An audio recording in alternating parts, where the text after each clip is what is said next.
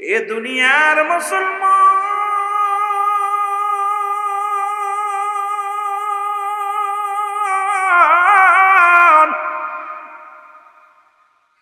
হুসাইনকে মারান, হাসানকে মারার ষড়যন্ত্র হলো, দুনিয়া থেকে বিদায় করে দিল গো। আমি বলতেছিলাম অনেক লম্বা ইতিহাস, আপনারাও জানেন, অনেকেই শুনেছেন। মুসলমান শানে কারবালা, সোহাদায়ে কারবালা, বিষাদ সিন্দুর পড়েছেন অনেকে, মুসলমান শুনে নাও।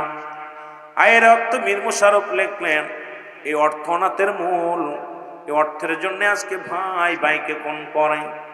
গত কয়েকদিন আগে দেখলাম গাইবান্ধার জমিনে মাকে মারিয়া, মাদকের টাকা দেয় নাই বলে মাকে হত্যা করে 3 টুকরা করে কেটে মার লাশটা ফ্রিজের ভিতরে রেখে দিছে, দিয়া প্রশাসনকে ফোন দিয়ে আমাকে খুঁজতেছে। ও মুসলমান, সন্তান হয়ে কেমনে পারে মাকে হত্যা করতে? আজকে কেমন সন্তান গো দুনিয়ার মধ্যে। আজকে মা বাবা, আজকে সারাদিন পৃথিবীর মধ্যে 14টা হক, এই 14টা হকের মধ্যে 7টা হক হলো দুনিয়ার মধ্যে জিন্দা থাকতে, 7টা হক হলো ইন্তেকালের পরে। আজকে নিজের সন্তানের হাতে মা খুন হয়, বাবা খুন হয় গো। কোন সমাজের মধ্যে বাস করতেছি? আজকে কোন জাতির কাছে আগের যুগে আলোচনা হতো, মানুষ এখান থেকে বেনামাজি নামাজি হয়ে যেত, বেপরদা নারী পর্দাশীলতা হয়ে যেত, সুদ করে ঘুষ করে জিনা কর ভালো হয়ে যেত। আজকে বাংলার জমিনে ওয়াজ প্রতিনিয়ত হয়, আমাদের পরিবর্তন নাই, পরিবর্তন নাই। ওরে মুসলমান, হাজার হাজার ওয়াজ মাহফিলে যাইয়া শুধু শিখলাম হিংসার অহংকার অহমিকা ছাড়া কিছু পাইতেছি না। আলোচনার ময়দানে, আলোচনার ময়দানে গেলে শুধু গিবত আর গিবত। এগুলো যদি বন্ধ না হয়, অচিরেই মুসলমান জাতি শেষ হয়ে যাবে। জোরে জোরে চিল্লায়া বলেন ঠিক কিনা? আর একটু জোরে জোরে চিল্লায়া বলেন আল্লাহু আকবার। ও যুবক শুনে নাও গো,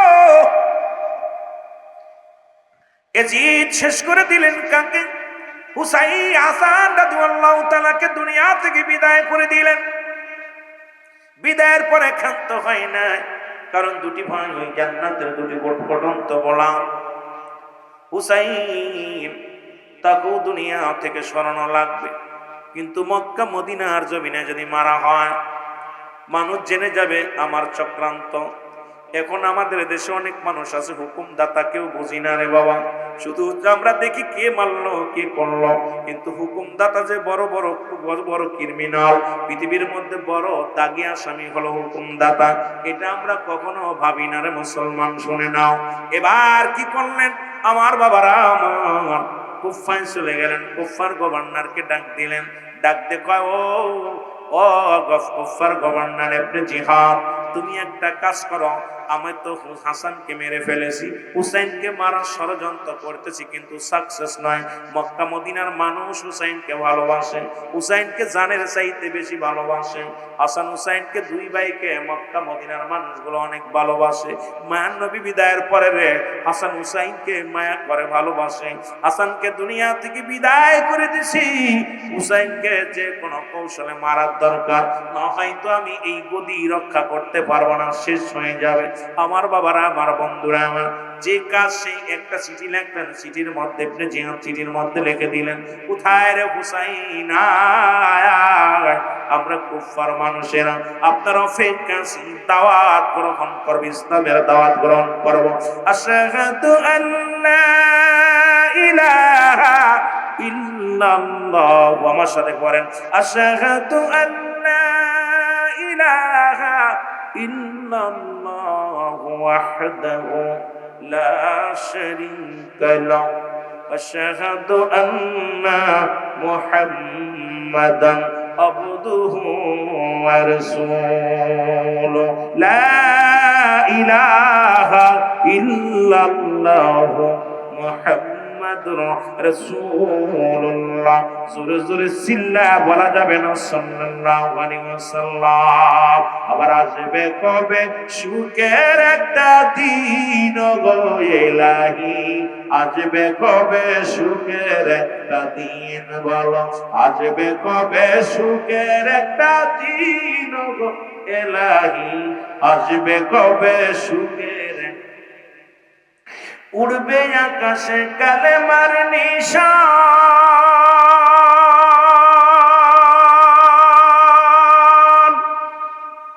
থাকবে না ভেদাবে দয়ার।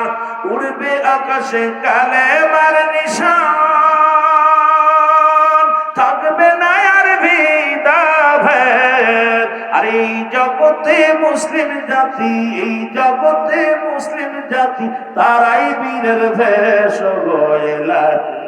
আসবে কবে সুখের একটা দিন বলো, আসবে কবে সুখের একটা দিন গয়লাহি, আসবে কবে সুখের একটা দিন। দিন চলবে আইন আদালতে কোরআন মানিয়া, দিন চলবে আইন আদালতে কোরআন মানিয়া, দিন চলবে আইন সংসদেতে কোরআন মানিয়া, যেদিন রাষ্ট্র চলবে এই জগতে কোরআন মানিয়া, সেদিন জ্বলবে রে জ্বলবে ওরে চেরাগ বাতি, জ্বলবে ওরে কালেমার বাতি, শুনছি সেদিনই অগইলাহি। আসবে কোনদিন ইসলামের আবিদাই, ওরে আসবে কবে সুখের একটা দিন গইলাহি, আসবে কবে সুখের একটা দিন। থাকবে না আর হানাহানি, ওগো থাকবে না আর হানাহানি, ওরে এই জগতের পরে হত্যার উত্তারা যাবে চিরতরে চলে, হত্যা লুটারা যাবে চিরতরে চলে। বেপরদা নারী যাবে ঘরে, বেপরদা যাবে নারী ঘরে, আসবে কোরআনের আইন গো ইলাহি, আসবে কবে সুখের একটা দিন বলো, আসবে কবে সুখের একটা দিন গো ইলাহি, আসবে কবে। আজি সংসদেতে নাই যে কোরআন, রাষ্ট্র চালায় ইহুদির দালাল। আজি সংসদেতে নাই যে কোরআন, রাষ্ট্র চলে ইহুদির দালাল। আরে ও মুসলিমের, ও মুসলিমের ভেষে তারা, মুসলিমের ভেষে তারা বানাই ও মুসলমান গো ইলাহি, আসবে কবে সুখের একটা দিন বাংলায়, আসবে কবে সুখের একটা দিন গো ইলাহি, আসবে কবে সুখের একটা দিন বলো, আসবে কবে সুখের একটা দিন গো ইলাহি, আসবে কবে। রাষ্ট্র চলে নিজের মনে, কোরআন নাই মোর ঘরে, রাষ্ট্র চলে নিজের মনে, কোরআন নাই মোর ঘরে। ইসলামটারে 12 বাজায় ইহুদি নাসারারে, ইসলামটাকে 12 বাজায় ইহুদি নাসারে।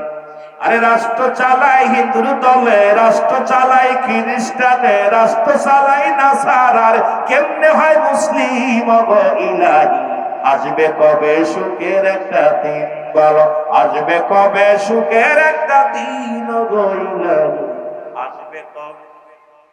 আর জোরে বলেন আসবে কবে সুখের একটা দিন গো ইলাহি, আসবে কবে সুখের একটা দিন গো, আসবে কবে সুখের গো ইলাহি।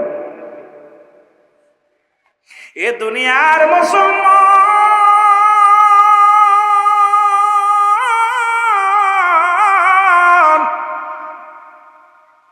চিঠি লিখতে লিখতে একখানা দুইখানা নয়, প্রায় 4000 চিঠি আসলো। কেউ বলে 1200 চিঠি, কেউ বলে 4000 চিঠি।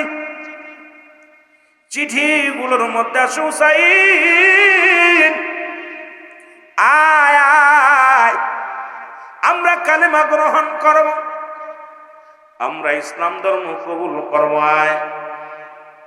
ও মুসলমান শুনে নাও, হুসাইন চিঠিগুলো মুরব্বীদের দেখাতে লাগলো। মুরব্বীরা দেখ, আমরা তো এখন মুরব্বীদের মানি না, মুরব্বীদের সম্মান করি না, গুরুজনদের সম্মান করি না। হুসাইন চিঠি লইয়া দেখায় মুরব্বীদের, তোমরা দেখো।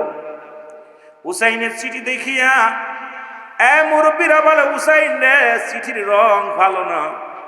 ওই যে বললাম নাস, ওই মানুষের মধ্যে আছে বেঈমানের দল। জোরে জোরে চিল্লায়া বলা যাবে না, ঠিক কিনা? এ যুবক, দিলের কান্ডা লাগা শোনো। ও বন্ধু, দিলের কান্ডা লাগা শোনো গো। চিঠিগুলো নিয়ে আসলে মুসলিম বেঈনা আকিল বলেন, হুসাইন রে, হুসাইনের স্বাস্থ্য ভাই। মুসলিম বেঈনা আকিল ডাক দেখে, আমি যাব কুফা নগরে, যাব কুফা নগরে যাওয়ার জন্য। ও বন্ধু, কুফা নগরে যাব কালেমার দাওয়াত দেওয়ার জন্য আমি যাব। ও মুসলমান রওনা হয়ে গেলেন। মুসলিম বেঈনা আকিল যখন রওনা দিলেন, তার সাথে দুটি সন্তান, নাম হলো মোহাম্মদ ইব্রাহিম। দুই ভাই ডাকতে বলে, বাবা গো, আপনি যাবেন কোথায়? কালেমার দাওয়াত দিতে। আমাদের তো মা নাই এই দুনিয়ার মধ্যে, মা সারা সন্তানের দিক, সন্তান পৃথিবীর মধ্যে একাকার গো বাবা, আমরা যাবো আপনার সাথে। মুসলিম বিনাকিল দুটি সন্তানকে সঙ্গে করে রওনা হয়ে গেলেন মুসলমান কালেমার দাওয়াত দেওয়ার জন্য। কিন্তু কুফা নগরে মুসলমান যখন পৌঁছালেন, কুফার গভর্নর ইবনে জিহাদ উনিও স্বাগতম জানায়া করে নিলেন, কালেমা পড়লেন। এরে মুসলমান শোনো, 40,000 মুসলিম কালেমার মালা পড়ে মুসলমান হয়েছে। জোরে জোরে চিল্লায়া বলা যাবে না মারহাবা। একজন নয়, দুজন নয়, 40,000 মানুষ কালেমার মালা পড়ে ইসলাম ধর্ম কবুল করেছে। সবাই পড়েছে লা ইলাহা ইল্লাল্লাহু মুহাম্মাদুর রাসূলুল্লাহ। জোরে জোরে চিল্লায়া বলা যাবে না সাল্লাল্লাহু আলাইহি ওয়াসাল্লাম। 40,000 মানুষ ইসলাম আনলো গো। কিন্তু মুসলমান গভীর মনোযোগ, ওই ষড়যন্ত্রকারী ইবনে জিহাদের তো মন ভালো না, কারণ মনে মনে কল্পনা জ্বলব না, হুসাইনের আনতে হবে যে কোনো কৌশলে। ডাকতে বলে মুসলিম বিনাকিল রে, ও মুসলিম বিনাকিল, তুমি চিঠি লিখে দাও, হুসাইন যেন জলদি করে চলে আসে। ও আমার বাবারা আমার, এই চিঠির মধ্যে লেখনো লিখে দিলেন। চিঠি পাইয়া হুসাইন মুহররমের 1 তারিখে উনি মুসলমান 72 জন, 70 বা 72 জন লোক লইয়া কাফেলার দিয়া মুসলমান শুনে নাও, শুনে নাও, কুফার দিকে রওনা দিলেন ইসলামের দাওয়াত দেওয়ার জন্য। জোরে জোরে বলো মারহাবা। এই দিকে দিকে হাসি, সব লোকে খুশি রে, হুসাইন চলেছে কারবালাতে, বলো হুসাইন। অনেকে কইতে পারেন হুজুর কারবালায় যাচ্ছে, আনন্দ কি? আরে ভাই, হুসাইন তার যুদ্ধ করতে যাচ্ছে না, হুসাইন যাচ্ছে ইসলামের দাওয়াত দিতে, কালেমার দাওয়াত দিতে, কোরআনের দাওয়াত দিতে। আনন্দে নানাজির উম্মতের দাওয়াত দিবে, ভিতরে একটা আনন্দ। জোরে বলেন দিকে দিকে হাসি, সব লোকে খুশি রে, হুসাইন চলেছে কারবালাতে, বলো হুসাইন চলেছে। 72 জন কাফেলায় শিশু আজগর সঙ্গে যায়, 72 জন কাফেলায় শিশু আজগর সঙ্গে যায়, দিতে কালেমার দাওয়াত রে, হুসাইন চলেছে কারবালাতে, বলো হুসাইন। আর জোরে বলেন হুসাইন চলেছে। কোথায় আমার নানাজি, ময়দানে যাই আমি, কোথায় আমার নানাজি, ময়দানে যাই আমি, দিব কালেমার দাওয়াত ওইখানে, হায় হায়, দিব কালেমার দাওয়াত ওইখানে, হুসাইন চলেছে কারবালাতে, বলো হুসাইন। আরো জোরে বলেন হুসাইন চলেছে কারবালাতে, বলো হুসাইন চলেছে। এই দিকে দিকে হাসি সব লোকে খুশি রে, হুসাইন চলেছে কারবালাতে, বলো হুসাইন চলে। এর দুনিয়ার মুসলমান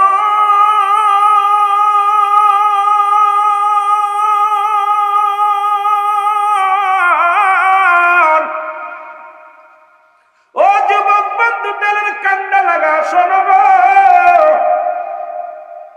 হুসাইন মনের আনন্দে রওনা হয়ে গেছে রে। 7 তারিখে তাবুখানি গেলেন। ও মুসলমান, আগে বললাম লম্বা ইতিহাস, কিন্তু এত কিছু নয়। শানে কারবালা পড়বেন, মূল ইতিহাসটা পেয়ে যাবেন বাবা। শানে কারবালা পড়বেন, এই রাসূলের সম্মান, কারবালার করুণ কাহিনী। এ মুসলমান, 7 তারিখে তাবু গাড়লেন, 8 তারিখে, 8 তারিখ চলে গেল, 9 তারিখে তাবুর মধ্যে পানি নাই। হুসাইন রাদিয়াল্লাহু তাআলার বিবি, ও মুসলমান, হুসাইন সকাল বেলা উঠে তাবুর মধ্যে কোরআন তেলাওয়াত করতেন। আমরা ছোটবেলা দেখেছি মসজিদে নামাজ শেষ করে ফজরের নামাজ বাদে অনেক মুসল্লিরা মসজিদের বারান্দায় বয়া বয়া কোরআন তেলাওয়াত করত। এখন দেখা যায় না, আগে দেখেছি বাবা।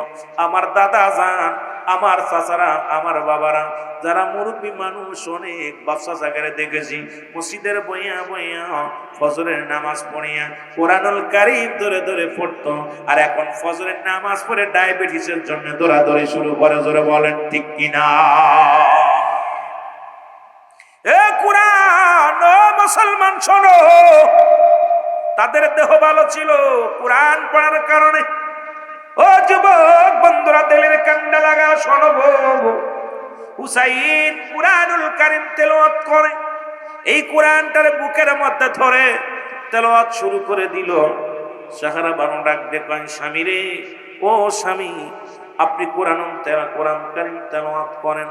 তাবুর মধ্যে তো একটু পানি নাই, একটু পানির জন্য ছোট ছেলে আসগার আলী পিপাসায় বড় কাতর হয়ে গেছে, একটু পানির ব্যবস্থা করো।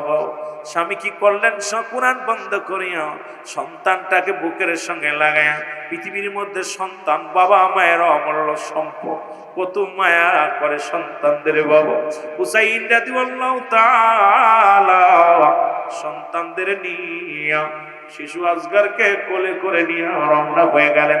ডাকতে বলে, জিদের সৈন্যরা রে, অন্যায় যদি করে থাকি আমরা করেছি, ছোট মাসুম বাচ্চা পিপাসায় কাতর হয়ে গেছে, একটু পানি দাও।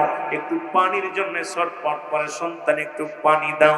কিন্তু মুসলমানের জিদ ছেলেরা ফুরাত নদীর কিনারায় হাজার হাজার সৈন্যগুলো অমুসলমান রেখে দিয়েছে, একটু পানি যেন না খাইতে পারে। কিন্তু তাদের কি ধারণা নয়, আল্লাহ বলে কুল্লু মান আলাইহা ফান।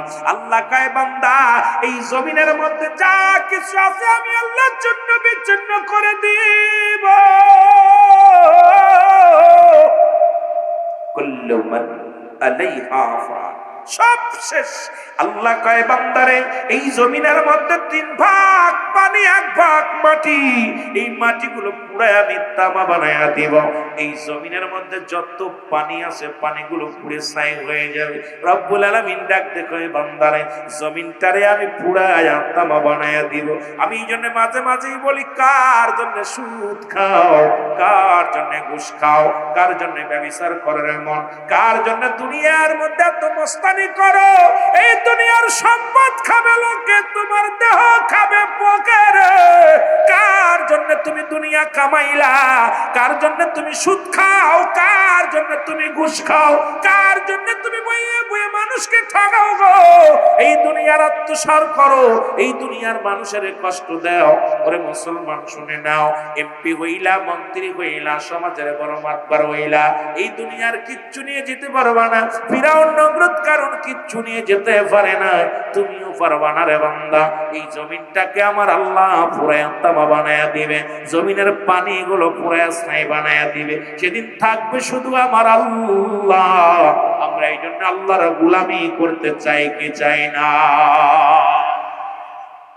আল্লাহ কয় বান্দারে, যেদিন আমি থাকবো আমার রাসূলুল্লাহর ভালোবাসা নিয়ে।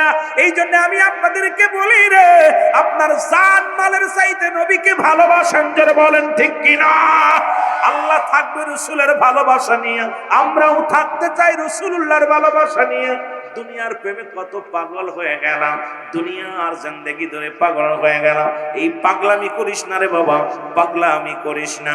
এখনো সময় আছে, রব্বে কারীমের গোলামি কর, আমার আল্লাহর গোলামি কর। জোরে জোরে চিল্লায় বলা যাবে না আল্লাহু আকবার। মহব্বতের সঙ্গে দুরূদ শরীফ পড়েন, আল্লাহুম্মা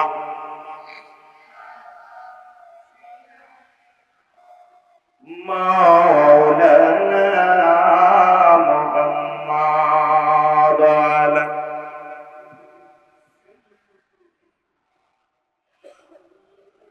ও মুসলমান দাঁড়াও দেখি, সাথে নিয়ে যাও কোরআন খানি। বলো ও মুসলমান দাঁড়াও দেখি, সাথে নিয়ে যাও কোরআন খানি। ঘোর বিপদে কঠিন দিনে, ঘোর বিপদে কঠিন দিনে, কুরআনই হবে তোমার সঙ্গের সাথী।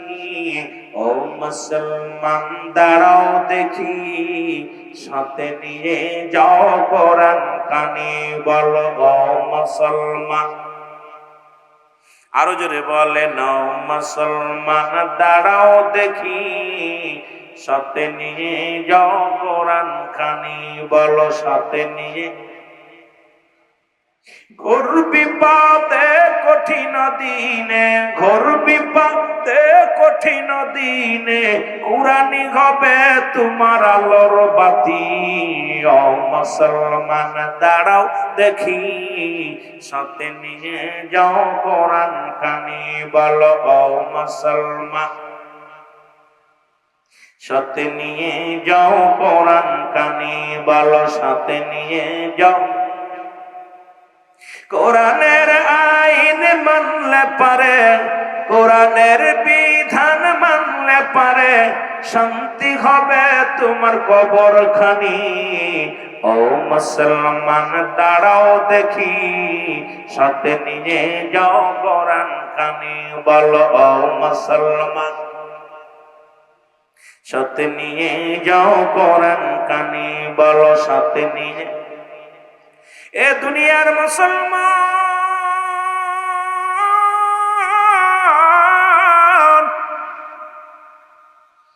বিপদ নিবারণের জন্য মুসলমান যখন একটু পানির জন্য আবেদন করলেন, পানির বদলে রে একটা তীর মেরে দিলেন শিশু আজগারের বুকের মধ্যে। বাবার কোলে সন্তানের লাশ, পৃথিবীর কোন বাবা সহ্য করতে পারে রে? হুসাইন একটা চিৎকার মেয়ে ডাক দিয়ে বলে, রব্বে কারীম ইয়া মুহাম্মাদান ইয়া মুহাম্মাদান। একবার ডাক দিয়ে বলে আমার আল্লাহ, একবার ডাক দিয়ে বলে আমার রাসূল, আমার নবী ইয়া মুহাম্মাদান বলে চিৎকার মেরেছিল হুসাইন। হুসাইন ডাক দিয়ে বলে, রব্বে কারীম, সন্তানের বাবার বুকে সন্তানের লাশ, এই লাশ আমি কি বাবুকে কেমনে ধৈর্য ধরব? পৃথিবীর মধ্যে সন্তানের লাশ, পৃথিবীর মধ্যে বাবার কাঁধে কত ভারী। যে বাবা সন্তানের লাশ একবার ঘাড়ে করেছে রে, ওই বাবারে জিগাইবেন পৃথিবীর মধ্যে লাশটা কত ভারী। যে সন্তান তার বাবার লাশটা কাঁধে নিছে, সেই বাপ সন্তান জানে বাবার লাশটা কত ভারী। কত নাতিরা দাদার লাশ কাঁধে নিছে, দাদাই নাতির লাশ কাঁধে নিছে, তারা জানে রে মুসলমান। হুসাইন রাদিয়াল্লাহু তাআলা সন্তানের লাশ বুকের মধ্যে লইয়া একটা চিৎকার বেরে বলে, আমার রব্বে কারীম, আমি কি অপরাধ করেছিলাম গো? বিনা অপরাধে কলিজার টুকরা নিয়ে গেলাম না।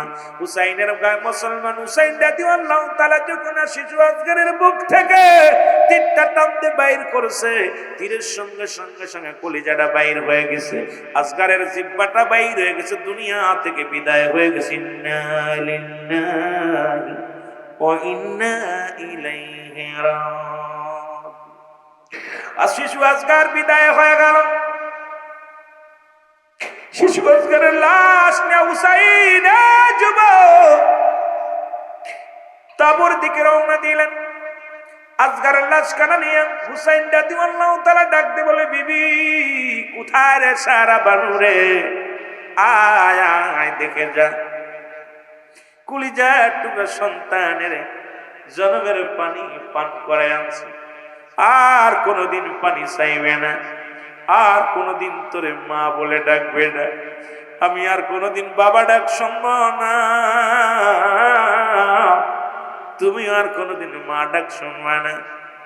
তাবুর ভিতর থেকে সারা বানু ঘর তাবুর ভিতর থেকে বাইরে আসলেন।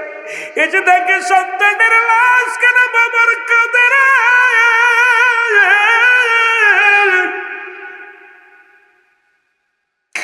একটা চিৎকার মেরেতে বলে, স্বামী, আমার স্বামী, আরে আমার আসগার কেন কত বলে না রে। টাকা দেখে আসগারের শিশু আসগারের জিহ্বাটা বাইর হয়ে গেছে, কলিজাটা বাইর হয়ে গেছে, চোখের পানি ছেড়ে ডাকতে বলে, পানের স্বামী রে, আমার আসগার আর বুঝি কোনোদিন মা বলে ডাকবে না, আর কোনোদিন তোমার বাবা বলে ডাকবে না, আর কোনোদিন পানি চাইবে না। হুসাইন রাদিয়াল্লাহু তাআলা ডাক দিয়ে বলে, স্বামী রে, আর জীবনে কোনোদিন তোমার কাছে পানি চাইব না, আর কোনোদিন আমার বাবা বলে ডাকবে না, তোমার মা বলে ডাকবে না। চিরবিদায়, চিরবিদায় রে, ডাকিতেছেন নবীজি আমায়, ডাকিতেছেন নবীজি আমায়, চিরবিদায় দাও হে বাবাজি, দাও রে, ডাকিতেছেন নবীজি আমায়, ডাকিতেছেন নবীজি আমায়, বলো চিরবিদায় দাও হে মা জননী, প্রাণের মা গো, ডাকিতেছেন নবীজি আমায়, ডাকিতেছেন নবীজি আমায়। মায়ের কান্না শুনেছে শিশু আসগারের কান্না রে। আকবর আলী বড় শালার নাম আলী আকবর। আলী আকবর তাবুর ভিতর থেকে বাইর হয়েছে, ডাক দেখায়, মা তুমি কেন কান্দো, বাবা কেন কান্দে? আলী আকবর বলে, মা গো তুমি কেন কান্দো? বলে, বাবা আকবর রে, দেখ তোর আলী আসগার আর দুনিয়ার মধ্যে নেই, আর কোনোদিন তোরে ভাই বলে ডাকবে না, আর কোনোদিন তোমারে মা বলে ডাকবে না, আর কোনোদিন তোর বাবারে বাবা বলে ডাকবে না। ও আলী আকবর, তোমার ছোট ভাই আলী আসগার বিদায় নিছে রে।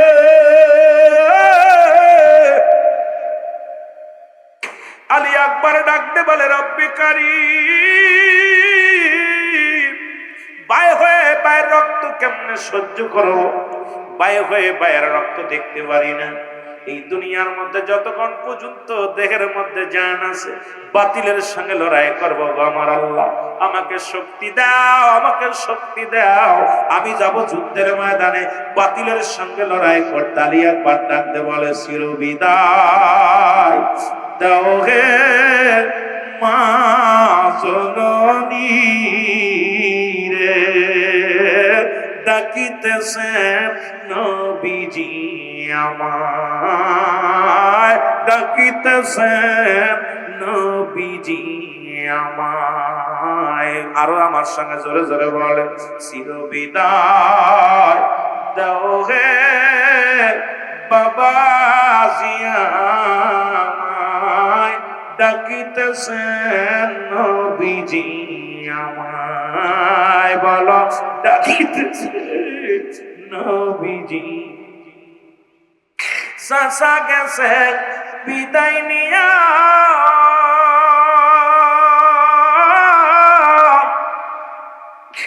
কালেমার দাওয়াত দিতে আইসা, জোরের ভাইকে দিছে বিদায় জনমের লাগিয়া রে,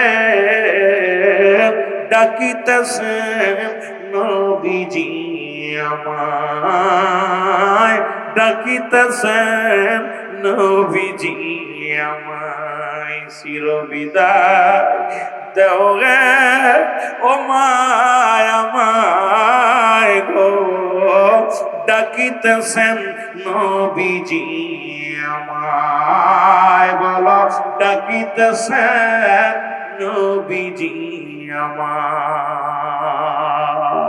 ও মা গো,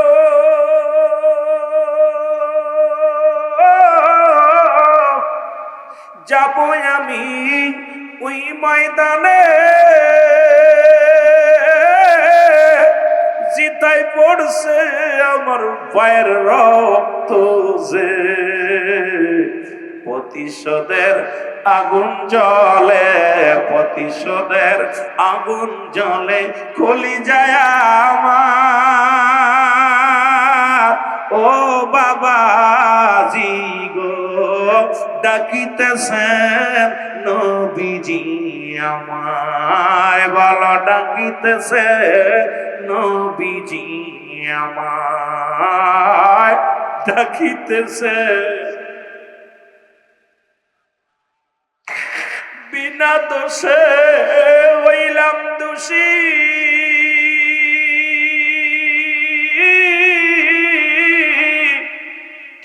কেন হইলাম অপরাধী গো, আমি বিনা দোষে হইলাম দোষী,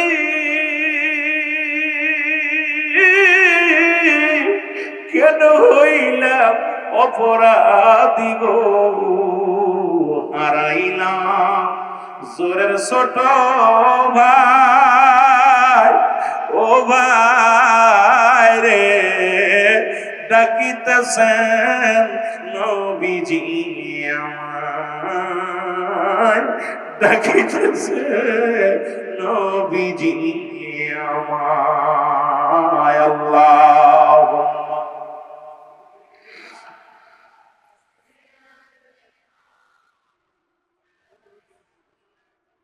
মহব্বতে বলেন ওয়ালা আলি।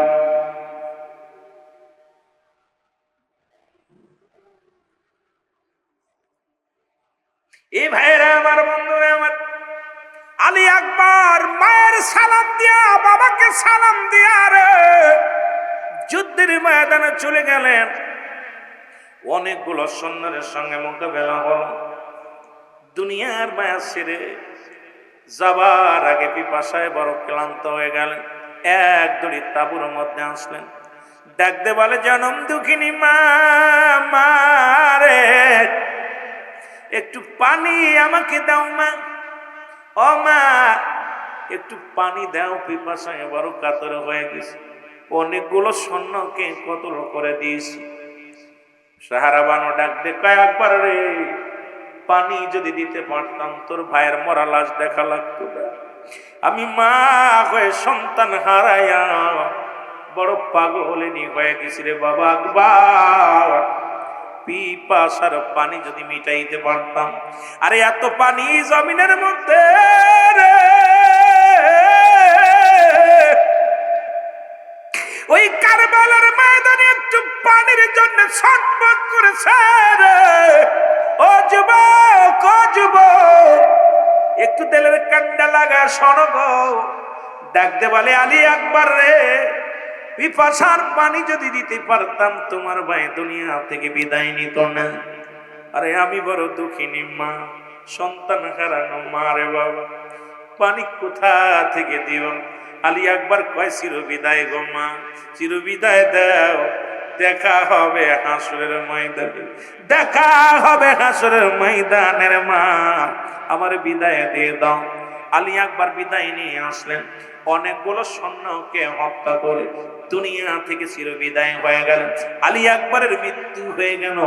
ও মুসলমান, শাহাদাতের পেয়ালা পান করলো। সবাই বলেন ইন্না লিল্লাহি ওয়া ইন্না ইলাইহি রাজিউন। জোরে জোরে চিল্লা বলা যাবে না, আল্লাহু আকবার। আলী আকবর দুনিয়া থেকে বিদায় হয়ে গেছে। সংবাদ পৌঁছে গেল হুসাইনের কানে। হুসাইন ডাকতে বলে, বিবি আর বসে থাকার সময় নাই। ও মুসলমান বাবারা, চারিদিকে যা শুরু হয়েছে, প্রস্তুতি লাম যুদ্ধে যাওয়ার জন্য। কখন যেন কোরআনের জন্য যাইতে হবে ময়দানে, কখন যেন হাদিসের জন্য যাইতে হবে ময়দানে। ব্যক্তির জন্য নয়, আমরা যাব হাদিস কোরআনের জন্য, সত্য ইসলামের জন্য। আমরা বুকের তাজা রক্ত বিলিয়ে দিব ময়দানে। জোরে বলেন ঠিক কিনা? আর একটু জোরে জোরে চিল্লায় বলেন ঠিক কিনা? এ মুসলমান, হুসাইন ডাকতে বলে,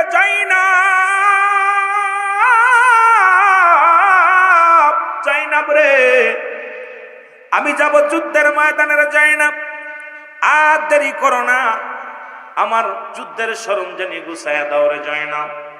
কারণ সত্য ইসলামকে আগে টিকিয়ে রাখার জন্য, নানার উম্মাতের জন্য, কোরআনটাকে ধরা এই দুনিয়ার মধ্যে, এই কোরআনটাকে টিকিয়ে রাখার জন্য, হাদিসকে টিকিয়ে রাখার জন্য, আমার রাসূলের সত্য ইসলামটাকে টিকিয়ে রাখার জন্য আমি হুসাইন আর তাবুর মধ্যে থাকতে পারি না। কোথায় রে জাইনাব? আয় আর দেরি করিস না, আয় তাড়াতাড়ি। জাইনাব সামনে হাজির হয়ে গেল। জাইনাব ডাকতে বলে, জাইনাব, আমি যাব যুদ্ধের ময়দানে, যাবার আগে কিছু কথা আমি তোমারে বলে যাই। এক নম্বরে আমি বললাম, আমার শুনে নাও জাইনাব, এই পৃথিবীর মধ্যে আমার জয়নালকে রেখে গেলাম। ছোট্ট মানুষ জয়নাল ওই তাবুর মধ্যে আছে, অসুস্থ আছে, জ্বর অবস্থায় আছে। আমার জয়নালকে তুমি দেখে রাখবো, কারণ আমি নবীজির উম্মতের জন্য, সত্য ইসলামের জন্য আমি জয়নালকে রেখে গেলাম। জয়নাল দূর থেকে শুনতে পেরে কয়, বাবাজি, আমিও যাব যুদ্ধের ময়দানে গো। আমি কেন বেঁচে থাকবো দুনিয়ার মধ্যে? আমি যাব সত্য ইসলামের জন্য, কোরআনের জন্য, জীবনটাকে বাজি রাখবো। জোরে জোরে বলো মারহাবা। নবীর পাগল সোজা ডাকতে বলে, যাই না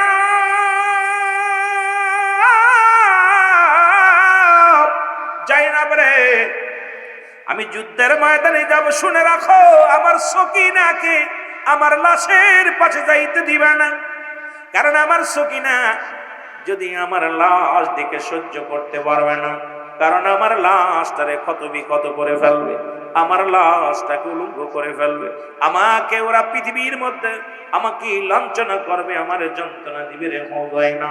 আমার সকিনারে আমার লাশের পাশে যাইতে দিবে না, আমার লাশ থেকে আমার সকিনা দেখ সহ্য করতে পারবে না।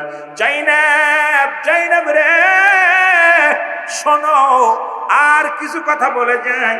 যদি তুমি বেঁচে থাকো, মক্কা মদিনায় যেতে পারো, পৃথিবীর কোন মানুষের কাছে আমাদের জন্য বিচার চাবা না। কারণ রাহমাতুল্লিল আলামিনের রওজার পাশে সালাম দিয়া আমি হুসাইনের নালিশখানা পৌঁছায় দিবা। পৃথিবীর কোন মানুষের কাছে আমাদের জন্য বিচার চাবা না। জাইনাব রে, শুনে নাও, শুনে নাও, আমার নানাজির পাগড়ি মোবারক নিয়ে আসো। হুসাইন রাদিয়াল্লাহু তাআলার হাতে পাগড়ি মোবারক আনা হলো। রাসূলুল্লাহর পাগড়ি মোবারক এনে দেয়া হলো। ও যুবক, দিলের কান্ডা লাগা, শোনো।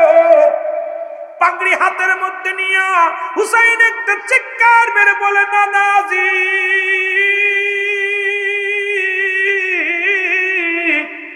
ও আমার নানাজি, আপনার পাগড়ি মোবারক আমি মাথায় পরলাম গো। জীবনের প্রয়োজন যুদ্ধের ময়দান থেকে পালায়ন না করি। ও আল্লাহ, আমার নানার পাগড়ি বড়খান মাথার মধ্যে লাগাইলাম, আমি যাব যুদ্ধের ময়দানে, ডাকতে বলে যায় না আমার বাবা জানের জুলফিকার মুবারক নিয়ে আসো। এইবার যখন হযরত শেরে খুদা হযরত আলী রাদিয়াল্লাহু তাআলা জুলফিকার মুবারক কানিয়া হুসাইনের হাতে দেওয়া হলো, হাতের মধ্যে জুলফিকার খানা দিয়া ডাকতে বলে বাবাজি, সত্য মিথ্যার পার্থক্যকারী বাবা গো, আমি হুসাইন আপনার তরবারি হাতের মধ্যে নিলাম, আমি যেন বাতিলের সঙ্গে লড়াই করতে পারি, আমার মাথা যেন নত না হয় বাতিলের কাছে, আমার বাবাজি এই তরবারিটা নিলাম। এবার ডাকতে বলে যাই না, আরে আমির হামজার বল্লভ কানা নিয়ে আসো, আমার চাচা আমির হামজার বল্লভ কানা নিয়ে আসো। আমির হামজার বল্লভ কানা না হলো, বাম হাতের মধ্যে বল্লভ কানা নিলেন, ডান হাতে হযরত হুসাইন রাদিয়াল্লাহু তাআলা শেরে খুদা হযরত আলীর তরবারিটা হাতের মধ্যে নিলেন, মাথার মধ্যে রাসূলুল্লাহর মুকুট লাগাইলেন, লাগায়া যুদ্ধের ময়দানে চলে গেলেন। এবার বিবিকে ডাকতে বলে চিরবিদায় দাও হে প্রাণের বিবি গো, ডাকিতেছেন নবীজি আমায়, ডাকিতেছে নবীজি আমায়, বলেন চিরবিদায় দাও হে ও যায়নাব রে, ডাকিতেছেন নানাজি আমায়, বলো ডাকিতেছেন নানাজি ও যায়নাব রে,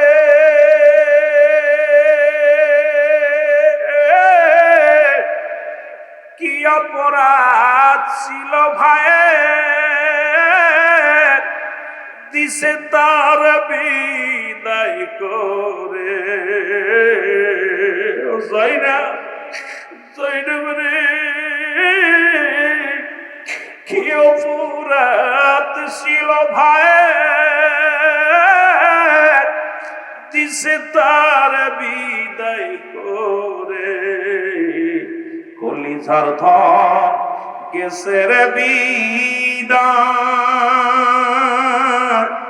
ও যায়নাব রে, ডাকিতেছেন নানাজি আমায়, বলো ডাকিতেছে নানাজি আমায়, চিরবিদায় দেও হে সাদের বিবি রে, ডাকিতেছেন নানাজি আমায়, বলো ডাকিতেছে নানাজি আমায়। কুরআন ছিল মুখের বাণী,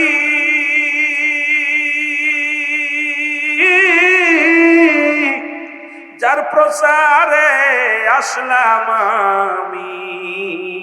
কুরআন ছিল আল্লাহর বাণী, যা প্রচারে আসলাম আমি। বুঝিল না নিষ্ঠুরেরা, বুঝিল না নিষ্ঠুরেরা, করলো একে একে আপনজনদের বিদায়, ডাকিতেছেন নানাজি আমায়, বলো ডাকিতেছে নানাজি, চিরবিদায় দাও হে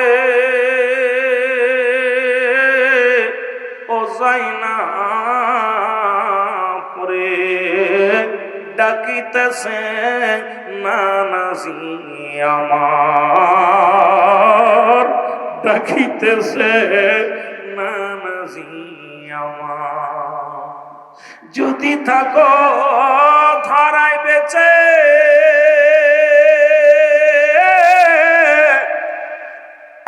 দিও না নালিশ কারুর কাছে। যদি থাকো ধরাই বেঁচে,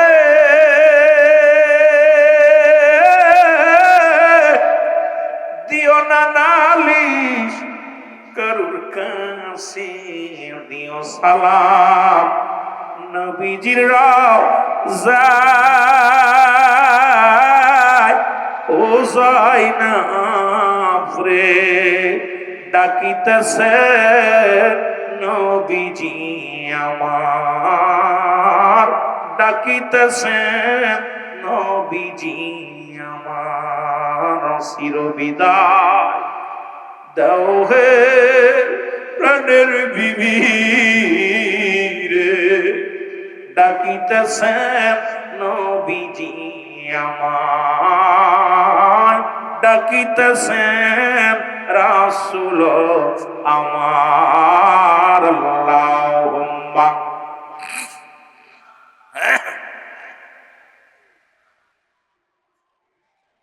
বাজানেরা মোহব্বত ওয়ালা আলী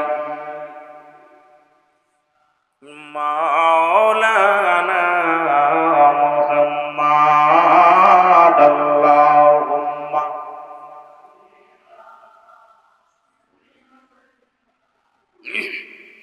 লানা মুহাম্মদ আলা সাইয়্যিদিনা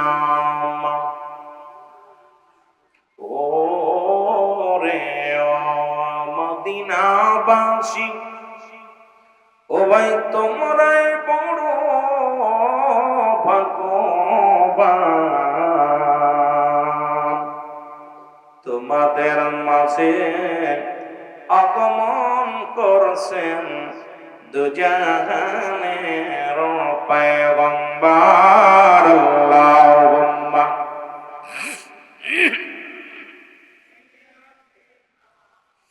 মাওলানা মুহাম্মদ আলা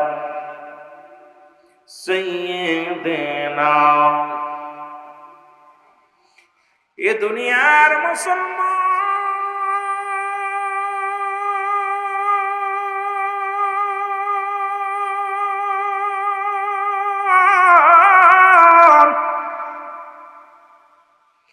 ইসলামের তারক বাও খইয়া হুসাইন চলে গেল যুদ্ধের ময়দানে অনেকগুলো সৈন্যের সঙ্গে মোকাবেলা করলেন ও যুবক হুসেনের গায়ের মধ্যে ৭২টা তীরের আঘাত এই জমিনে হুসেনটা দেওয়ান বাউ তাআলার গায়ের মধ্যে এই জমিনের মধ্যে যখন পড়ে গেলেন আক্রান্ত হয়ে গেলেন কারণ রাসূলুল্লাহর কাছে এক নম্বরে প্রিয় ছিল নামাজ যারা হুসাইন ইসলাম গ্রহণ করেছেন মুসলমান বাবারা আমাদের কাছে এক নম্বরে প্রিয় হলো নামাজ নামাজ রাসূলুল্লাহর কাছে 4টা জিনিস প্রিয় ছিল এক নম্বরে নবীর কাছে প্রিয় ছিল নামাজ 2 নাম্বার ছিল তার উম্মতগণ 3 নাম্বার ছিল তার বিবিগণ 4 নাম্বার হলো মুসলমান সুগন্ধি জিনিস এই 4টা জিনিস রাসূলুল্লাহর কাছে প্রিয় ছিল 1 নম্বরে নামাজের প্রতি গুরুত্ব ছিল হুসাইন রাদিয়াল্লাহু তাআলা যখন জমিনের মধ্যে পড়ে গেছে রে নামাজের সময় হয়ে গেছে হুসাইন ডাকতে কয় নিষ্ঠুর সে মরে না শোন একটু সময় দাও আমাকে সালাত আদায় করতে দাও কারণ নামাজের সময় হয়ে গেছে আইরা মুসলমান যত কাজ থাকুক না কেন নামাজের সময় যখন হয়ে যাবে কারণ রাসূল বলছে আমি নবীর হাত ধরে জান্নাতে নিয়ে যাব যারা 5 ওয়াক্ত নামাজ 5 ওয়াক্ত সালাত সময় মতো আদায় করতে পারবে এই জন্য নামাজের প্রতি গুরুত্ব নাই আজকে নামাজ অনেক মসজিদ হয়েছে চাকচিক্কা নামাজে মুসল্লি পাওয়া যায় না মুসলমান শুনে নাও রাসূলুল্লাহর সঙ্গে যদি জান্নাতে যাইতে চাও নামাজের দরকার আছে কিনা আর একটু জোরে জোরে চিল্লায় বলেন আছে কিনা ও যুবক তেলের কান্ডা লাগা শোনো হুসাইন ডাকতে বলে নিষ্ঠুর বাহিনীর আরে আমাকে একটু সময় দাও একটু সুযোগ দাও আমি 2 রাকাত নামাজ আদায় করি নামাজের জন্য তাগিদ দেওয়া না নামাজের জন্য অনুরোধ করলেন 2 রাকাত নামাজ পড়তে যাইয়া একটা নয় দুটি নয় মুসলমান এই দেহের মধ্যে একটা দুইটা তীর লাগালেন না এই দেহের মধ্যে 72টা তীর, এ মুসলমান 21টি তরবারি রাখা, 33টা বল্লভের দাগ এই জমিনের মধ্যে লাগাই দিলেন তার গায়ের মধ্যে। হুসাইন সালাম ফিরে জমিনের মধ্যে পড়ে গেল, আর ডান দিকে সালাম ফিরে, বাম দিকে সালাম ফিরাইতে যায় আর ফিরাতে পারে নাই, এই জমিনের মধ্যে পড়ে গেছে। সঙ্গে সঙ্গে নিষ্ঠুর এজিদের সৈন্য শেমর আসিয়া হুসাইনের বুকের উপরে বসলেন। যখন চেপে বসলেন, চেপে বসিয়া হুসাইন ডাকতে বলে, নিষ্ঠুর শেমর রে, আমাকে মারিস না রে, আমারে মেরে তোর কি লাভ হবে, আমাকে বিদায় করে কি হবে রে, আমি তো দুনিয়ার সম্পদের করার জন্য আসি নাই, দুনিয়ার রাজত্ব কায়েমের জন্য আসি নাই, এই দুনিয়ার মধ্যে সত্য ইসলামের দাওয়াত দিতে আমার অপরাধ, আমি আমার সত্য কোরআনের বাণী প্রচার করি, এটাই কি আমার অপরাধ? আমি তোমাদের কোনো ক্ষতি করি নাই, আমি সত্য রাসূলুল্লাহর সত্য কোরআনের দাওয়াত, লা ইলাহা ইল্লাল্লাহু মুহাম্মাদুর রাসূলুল্লাহ, এই বাণী প্রচারের জন্য আমি জমিনের মধ্যে আল্লাহ পাঠিয়েছে, আমি রাসূলের সত্য ইসলামটাকে তোমাদের জানাতে এসেছি। আমি তো কারোর ক্ষতি করি নাই, কারণ আমি কোনো সম্পদ মেরে খাইনি, আমাকে মেরে তোদের কি হবে? এক একটা কোষা দিতে লাগলেন বুকের মধ্যে বল্লভ দিয়া রে। হুসাইন ডাকতে বলে, ইয়া মুহাম্মাদান, ইয়া মুহাম্মাদান, নানাজি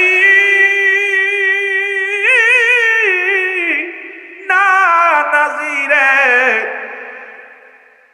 চিৎকার মেরে মেরে কাঁদতে লাগলেন, কিন্তু নিষ্ঠুর শেমরের কোন দয়া মায়া হলেন না। হুসাইন বলে না, হুসাইন ডাকতে বলে, শেমরের তোর দিলে মায়া নাই, কারণ আমার নানা জান আমাকে একদিন বলেছিল, আমি স্বপ্নের মধ্যে দেখেছি রে, আমার নানা বলেছে, হুসাইন মক্কা মদিনা ওই কুফা নগরে কালো ডোরা কাটা কুকুর তোমার পায়ের মধ্যে কামড় দিছে, আমি বুঝতে পেরেছি রে তুই সেই কালো ডোরা কাটা কুকুর, তোর দিলে কোনো মায়া নাই, তোর দিলে কোনো দয়া নাই, তুই আমাকে মেরে ফেলবি রে। কিন্তু নিষ্ঠুর, আমাকে মেরে কি পাবি রে? আমাকে মেরে কোনো কিছু পাবি না, আমার নানাজির সত্য ইসলামের দাওয়াত আমারে দিতে দিলি না রে। আরে নিষ্ঠুর রে, এই জমিনের মধ্যে আমার ইসলাম প্রচারের জন্য আমাকে একটু সুযোগ দিলি না রে, আমাকে বিদায় করে দিলি। কিন্তু নিষ্ঠুর অনেকগুলো মুখের মধ্যে বল্লভ দিয়া খোসা দেয়। হুসাইন কান্দে, ইয়া মুহাম্মাদান, ইয়া মুহাম্মাদান, জোরে জোরে চিল্লায় বলা যাবে না আমার আল্লাহু আকবার। এ আমার ভাইরা, আমার বন্ধুরা আমার, কিন্তু হুসাইন মৃত্যুবরণ করে না, লোভে পড়ে গেলেন। এই লোভে পড়িয়া কি করলেন আমার বাবা না, আমার হুসাইনের গলার মধ্যে ছুরি দিয়া ফুসাইতে লাগলেন, জোরে জোরে ফোস লাগায়। হুসাইনের কালনা কাটতে পারে না, পশম কাটতে পারে না, ডাকতে বলে, ভয় বসে মর, আমার গলাটা কাটবে না রে। এই গলার মধ্যে সুমো দিছে রহমতের নবী, রাহমাতাল লিল আলামিন। জোরে জোরে চিল্লায় বলা যাবে না মারহাবা। এর ধীরে ধীরে চালাও সুরি, ধীরে ধীরে আমারি গলায় জয়নাল আবেদীনের কান্না শুনতে দেও আমায়। বলেন, জয়নাল আবেদীনের কান্না শুনতে দেও আমায়। বলো, ধীরে ধীরে চালাও সুরি, ধীরে ধীরে আমারি গলায়, এ গলাতে দিছেন চুমা আমারি নানায়। বলেন, গলাতে দিছেন চুমা আমারি নানায়। অনুনাই বিনাই করি নিষ্ঠুর তোমারে, আমার নবীর উম্মতের কে দিবে রে দাওয়াত আমি মারা গেলে? আমার নবীর উম্মতের কে দিবে কালেমা প্রচার করে আমি মারা গেলে কোথায় আছেন মোর নবীজি ওরে কোথায় আছেন কান্দে হুসাইনি কারবালার ময়দানে ধীরে ধীরে চালাও সুরি ধীরে ধীরে আমারি গলাতে দিছেন গো চুমা আমারি নানায় বলেন গলাতে দিছেন একটু জোরে জোরে বলেন গলাতে দিছেন চুমা আমারি নানায় এই দুনিয়ার রং তামাশা চাইনি কিছু আমি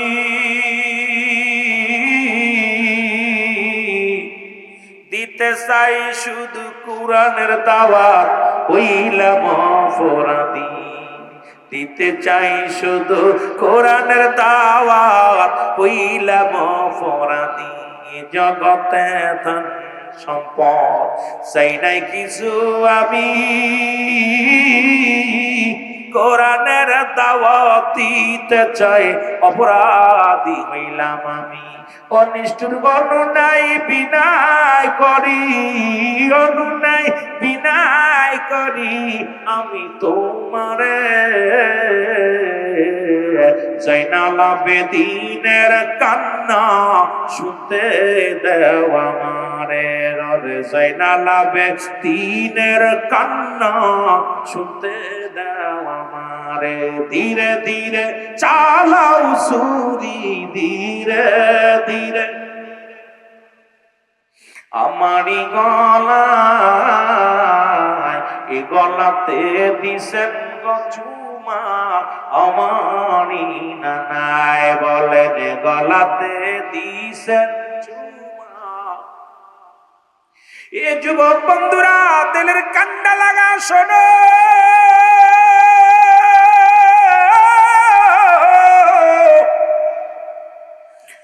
নিষ্ঠুর শ্যামরের দেলে কোনো দয়া হয় নাই না হয় নাই চির বিদায়ের জন্য বড় চেষ্টা করতে লাগলেন হুসাইন তাকে বারণ করে কাজ হবে না জিতু আর কষ্ট সহ্য করতে পারি না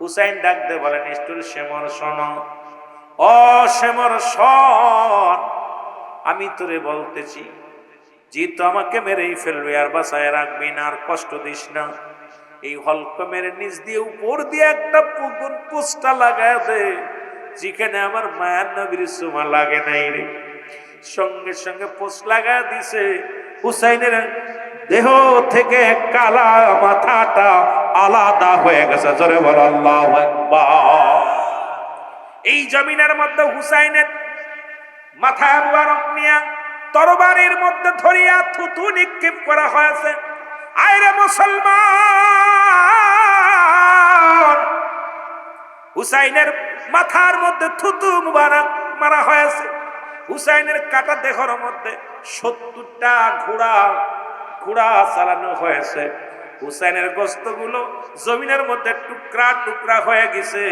ওই গোস্তের মধ্যে ইয়া মুহাম্মাদান আওয়াজ বাইর হইছে নবীরকে পাগল হইয়া এই জমিনের মধ্যে রক্তের কোনা দিয়া হুসাইনের রক্ত জমিনের মধ্যে পড়েছে এই রক্তের ভিতর থেকে ইয়া মুহাম্মাদান নানাজি বলে চিৎকার মেরেছে ও যুবক বন্ধুরা সব শুধু তাই নয় রে হুসাইনের পণ্যের কাপড়টা পর্যন্ত খুলে নিয়েছিল হুসাইনের গায়ের পণ্যের কাপড় খুলিয়া বেইজ্জতি করেছে ও মুসলমান শুনে নাও এ আমার যুবক ভাইরা বড় কষ্ট যুবক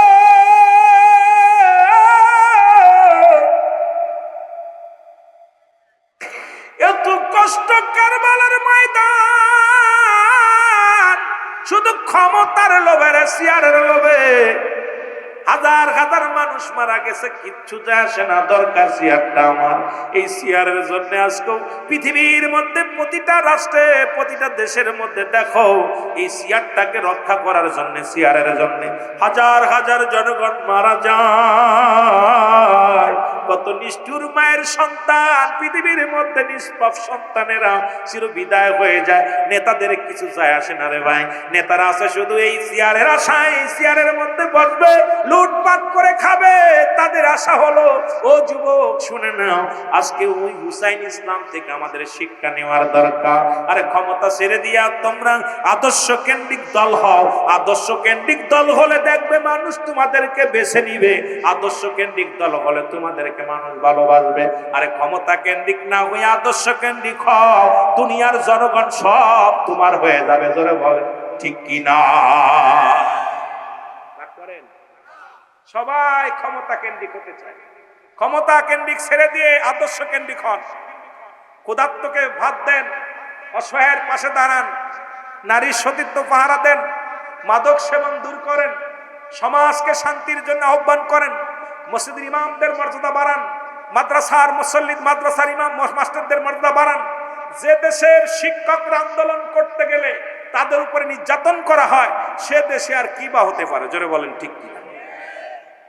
যারা শিক্ষক জাতির মেরুদণ্ড, আহা, শিক্ষা জাতির মেরুদণ্ড। তো শিক্ষক গুলো যাদের থেকে আমরা আজকে, তুমি এসপিডিসি মন্ত্রী হয়েছে ওই শিক্ষকের কাছে লেখাপড়া করে।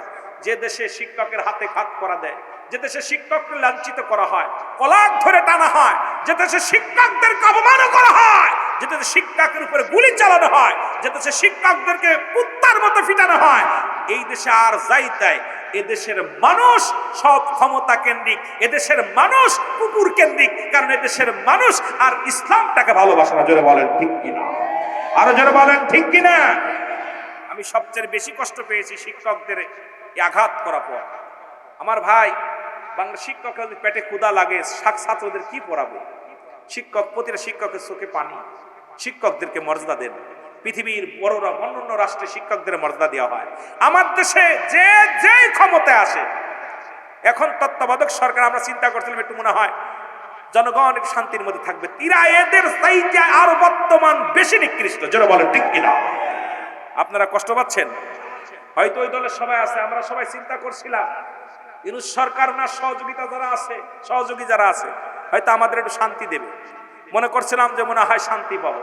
এখন দেখি দেশের আরো 12টা বাজছে। দেশের মধ্যে খুন খারাপি, দেশের মধ্যে লুটতারাস, দেশের মধ্যে সুদ, জিনা, ব্যভিচার, অন্যায় ব্যভিচার শুরু এমন ভাবে হয়েছে, দীর্ঘদিন যা হয়েছে তার চাই তার উদ্দেশ্য করতে চলে গেছে। যারা বলেন ঠিক কিনা?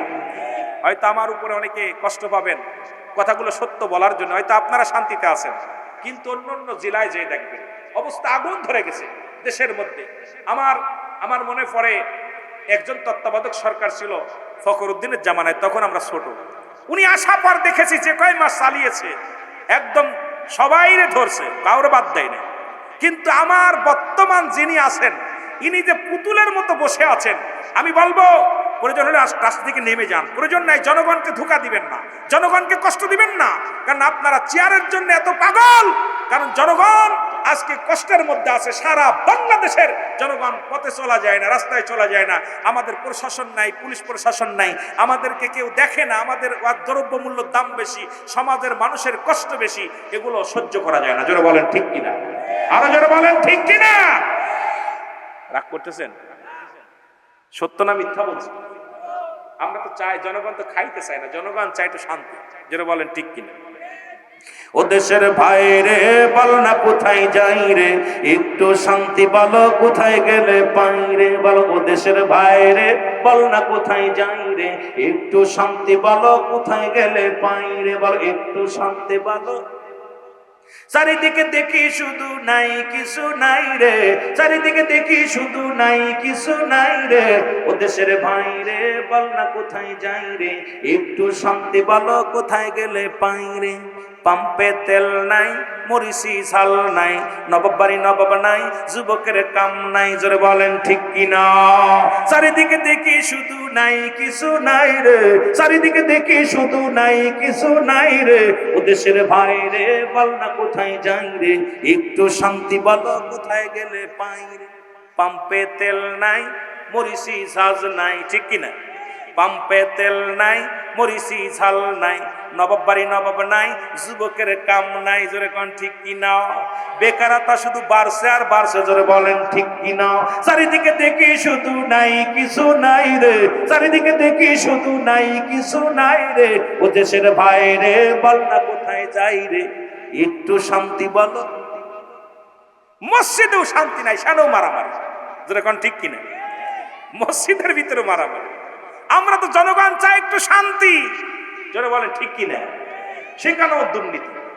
সেই মসজিদের মতন চাকরি নিতে লাগলো, ঘুষ দিয়ে নেওয়া লাগতেছে। কোন দেশে বাস করতেছে? আবার মুসলমান বাবারা গভীর মনোযোগ, যে কথা বলতেছিলাম, ইবনে আব্বাস বলে কোথায় শহাদায়ে কারবালা। যেহেতু আমার আলোচনা দিচ্ছে ওদিকে, এত লম্বা আলোচনা কত শর্ট করা যায়। ইবনে আব্বাস বলে খোদার কসম আমি ঘুমায় আছি, হঠাৎ স্বপ্নের মধ্যে দেখি আমার নবীজি রওনা দিছে কারবালার দিকে। ডাকতে বলে ইবনে আব্বাস রে, ও ইবনে আব্বাস। বাবা যারা কিতাব পড়েন তারা ভালো করে নামটা শুনে নেন।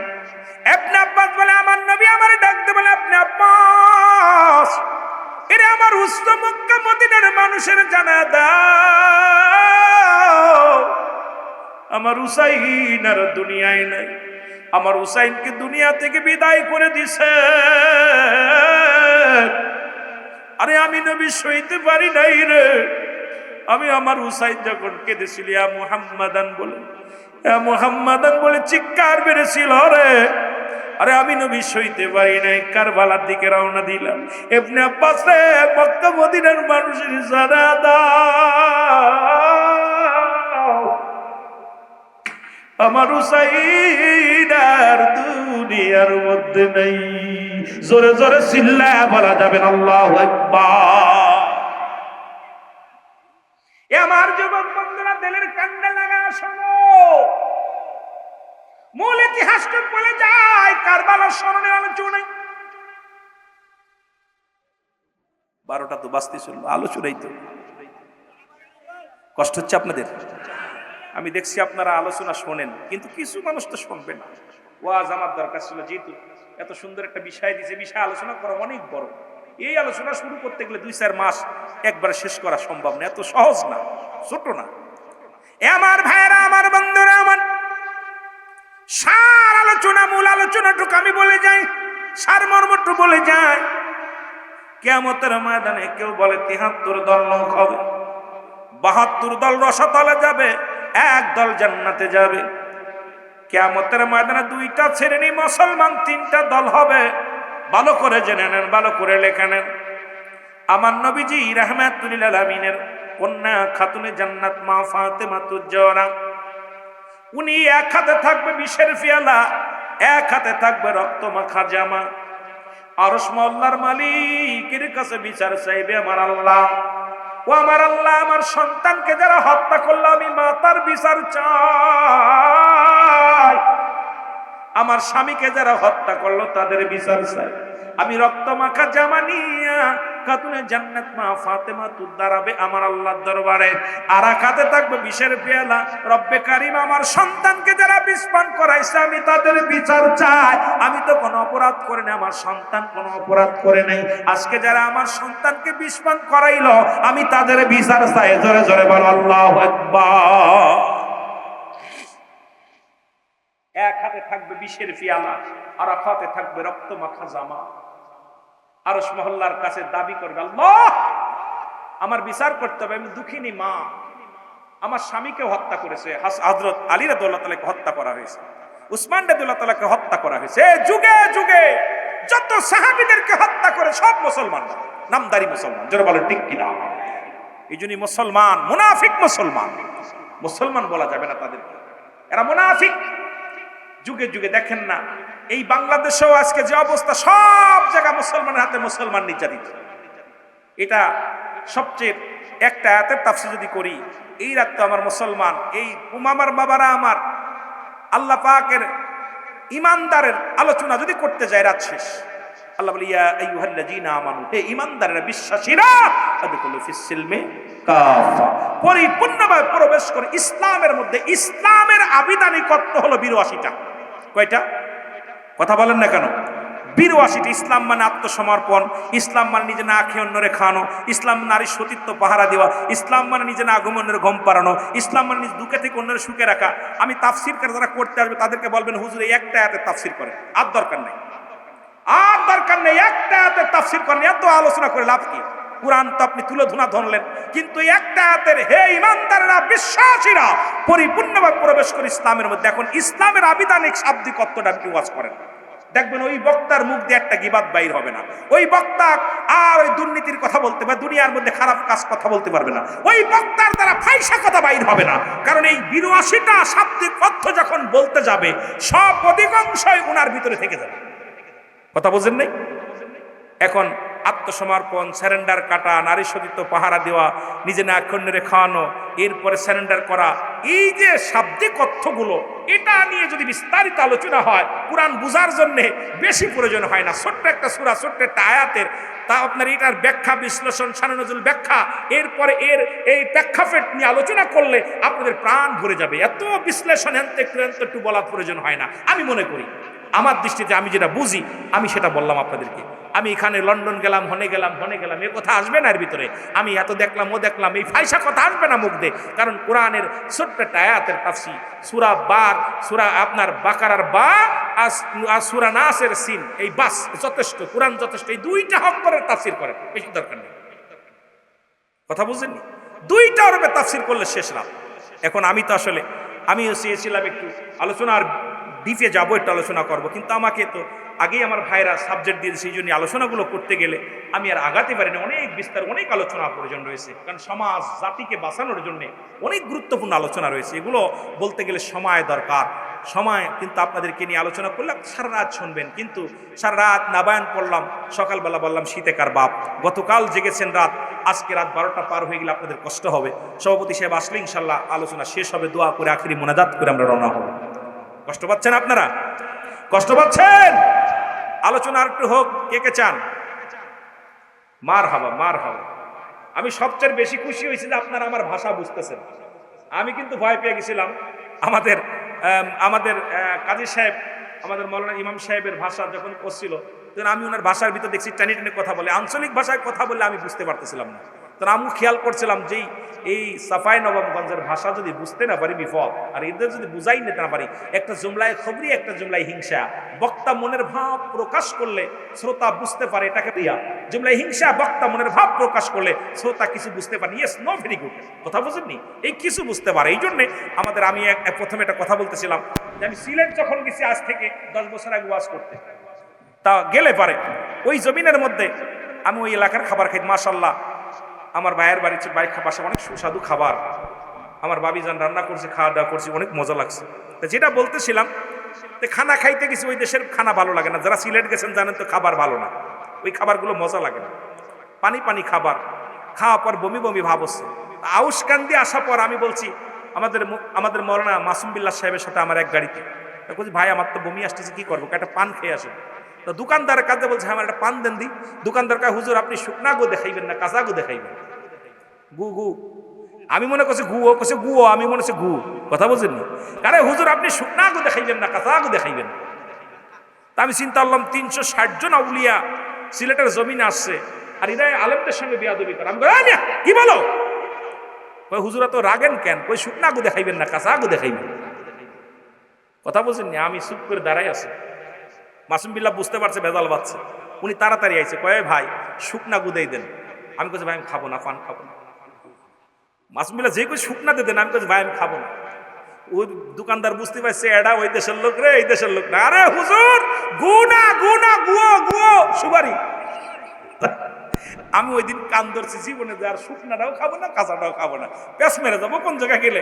ওই দিন কান ধরার পরে এখন পান সামনের পর আইলে শুধু মন চাই খাইতে একটা, আবার চিন্তা করি কোন জায়গায় শুকনাটা খাবো, কোন জায়গায় কাঁচাটা খাবো, দরকার নেই। কথা বুঝেননি?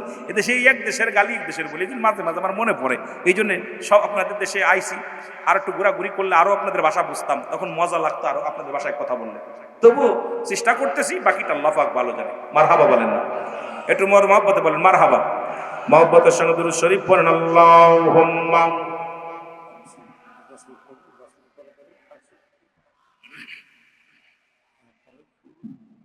ওয়ালা আলি সাইয়্যিদিনা। তুমি কেমন করে ঘুমাও মানুষ, তুমি কেমন করে ঘুমাও মানুষ, ফজর করে কাজা। এমন তো হতে পারে জোহরে জানাজা। তোমার এমন তো হতে পারে জোহরে জানাজা। জোরে বলেন ঠিক কিনা? এ যুবক,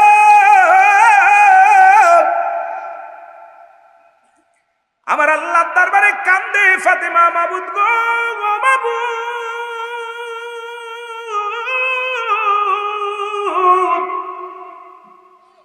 আমার সন্তান হত্যার বিচার চাই, ছেলে হত্যার বিচার চাই। কার কাছে? আরো জোরে বলেন কার কাছে? রব্বে কারিম ডাক দে বলে নবীজিকে, ইয়া রাসূলুল্লাহ, ইয়া হাবিবাল্লাহ, আমার দোস্ত, আমার হাবিব, আপনি কান্দেন, ইয়া রব্বি হাবলি উম্মতি, আপনার কন্যা কান্দে বিচারের আশায়। আপনি বলে দেন আমি বিচার করব না, মাফ করব। সুবহানাল্লাহ। আর একটু জোরে। এরে মুসলমান, নবীজি আমার সঙ্গে সঙ্গে খাতুনে জান্নাতে ফাতেমার সামনে হাজির হয়ে যাবে। ডাক দে বলে, ফাতেমা রে, তুমি কেন কাঁদছো? ফাতেমা বলবে, আব্বা জান, আপনি কি দেখতে পান না মায়ের সামনে সন্তানের রক্ত মাখা কাপড়? আমি জনম দুঃখিনী মা, আমার সন্তানের রক্ত মাখা জামা আমি সইতে পারি না। আমার সন্তানকে বিষপান করায় হত্যা করেছে বাবা গো, আমি সহ্য করতে পারি না। আমার স্বামীকে হত্যা করেছে, আমি বিচার চাই, আমি ফাতিমা বিচার চাই। আমার নবী কান্দে কয়, ফাতিমা রে, আমি নবী উম্মতের কান্ডারি, উম্মতের দরদি। আর এই দুনিয়ার মধ্যে আমি নবী উম্মতের মায়া জীবনে খাইলাম না, উম্মতের মায়া জীবনে ঘুমাইলাম না, সারা জীবন কষ্ট করলাম। ইয়া রব্বি গাবলি উম্মতি বলি, আরে ফাতিমা, আজ যদি তুমি আমার উম্মতের বিচার দাবি করো, আমার উম্মত কেমনে হবে পার? মা ফাতেমা কয়, আব্বাজি, আপনার উম্মতের জন্য আপনার চোখের পানি এত পড়ে, আপনার কি হাসান হুসাইনের জন্য মায়া লাগে না? আমার নবী কয়, না রে ফাতেমা, না, আমার উম্মা আমার হাসানের জন্য মায়া লাগে না, হুসাইনের জন্য কান্দি না, আমি তোমার জন্য কান্দি না, আলীর জন্য কান্দি না, আমি কান্দি আমার পাপী উম্মতের জন্য। আমার নবী বলার সঙ্গে সঙ্গে ফাতেমা, আব্বা জান, আপনি আপনার উম্মতের এত ভালোবাসেন? আমার নবী কয়, ফাতেমা রে, আমার জানের চাইতে আমার উম্মত বড় প্রিয়।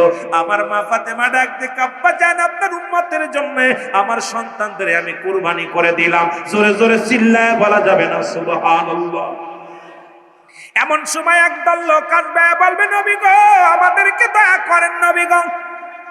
নবী বলবে, তোমরা কারা? ভালো করে শুনবেন, সারমর্মটুক শুনে নেন। এত লম্বা আলোচনা শুনে লাভ নাই, মূল কথাগুলো আমাদের জানার দরকার। বলবে, তোমরা কারা? বলি, ইয়া রাসূলুল্লাহ, ইয়া হাবিবাল্লাহ, আমরা হুসাইনের পক্ষেও ছিলাম না, ইয়াজিদের পক্ষেও ছিলাম না, আমরা নিরপেক্ষ ছিলাম।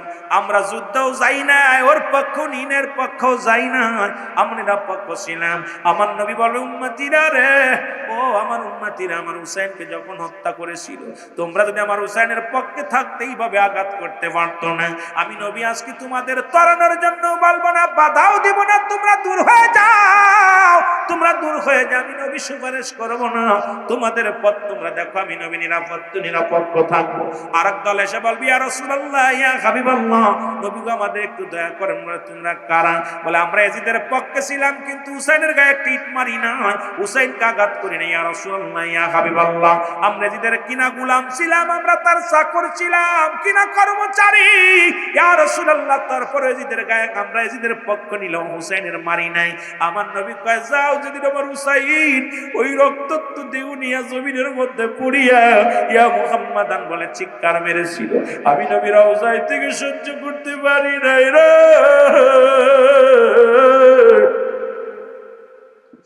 আমি নবী আজকে তোমাদের সাহায্যের জন্য হাত বাড়াইব না, তোমরা যাও, দূর হয়ে যাও।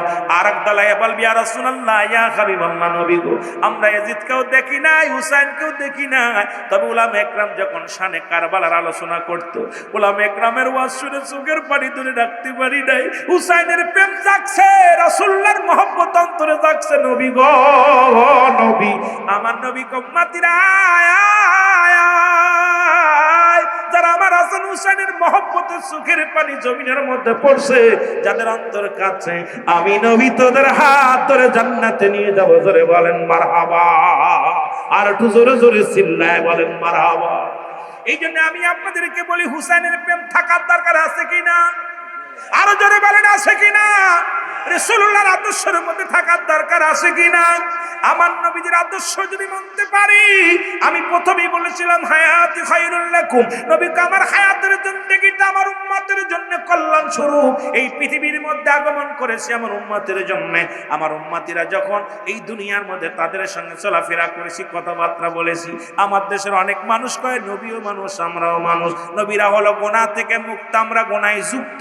যারা নবীদেরকে নিয়ে যারা কটূক্ত করে, যারা নবীর সাহাবীদেরকে নিয়ে কটূক্ত করে, আমি অনুরোধ করব, এদের আলোচনা শোনা হারাম, এদের আলোচনা শোনা যাবে না। আর যারা আমার নবীকে নিয়ে ব্যঙ্গ করে, রাহমাতুল আলামিনকে নিয়ে কটূক্ত কথা বলে, আম্মা জানদের নিয়ে কটূক্ত করে কথা বলে, নবীর সাহাবীদেরকে নিয়ে কটূক্ত করে কথা বলে, আমি আজকে আপনি উদাত্ত আহ্বান করে যাই, আজকের ময়দান থেকে আল্লাহর রাস্তে এই সমস্ত আলেমদের ওয়াজ শুনবেন না, যারা নবীর দুশমন, যারা ওলি মুসলমান নবীদের দুশমন, সাহাবীদের দুশমন, নবীর বিবিদের দুশমন, এই দুশমনে আলেমদের আলোচনা শোনা যাবে না। জোরে বলেন ঠিক কিনা? ও কাম পায় নাই, আইয়া খালি নবীদের ভুল ধরে, আবু জেহেলের বাইরা ভাই আয়া সাহাবীদের ভুল ধরে। আর এক পাগলে দেখলাম, আজকে এক পাগলে দেখলাম ওয়াজ করতেছে, পাগলটা বলতেছে মা খাদিজাতুল কুবরা জীবনে এক ওয়াক্ত নামাজ পড়েনি, আল্লাহ সালাম দিছে, ঘরবাড়ি বানাইছে, জীবন রোজা রাখেন, নামাজ পড়ে। কত বড় বুকার বুকা! আর এই খাদিজাতুল কুবরা মহিলাদের মধ্যে সর্বপ্রথম ইসলাম ধর্ম কবুল করেছে মা খাদিজাতুল কুবরা। সুবহানাল্লাহ বলেন। আরে কি পাগলে বলে, কি পাগল! আমি আশ্চর্য হয়ে গেলাম যে এগুলো কথা বলে কেমনে, যে মা খাদিজার এক ওয়াক্ত নামাজ পড়ে। বলেন এই কথা যদি মহিলারা শোনে, ওরা তো নামাজ ছেড়ে দেবে।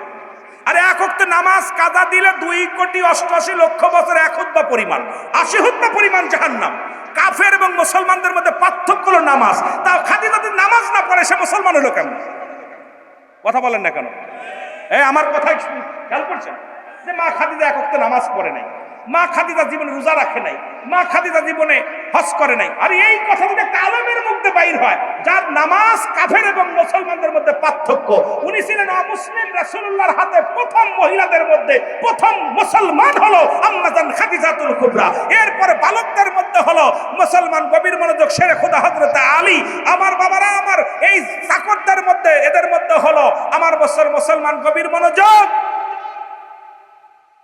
বালাইশি চাকরদের মধ্যে ছিল কি? আমার বাবারা।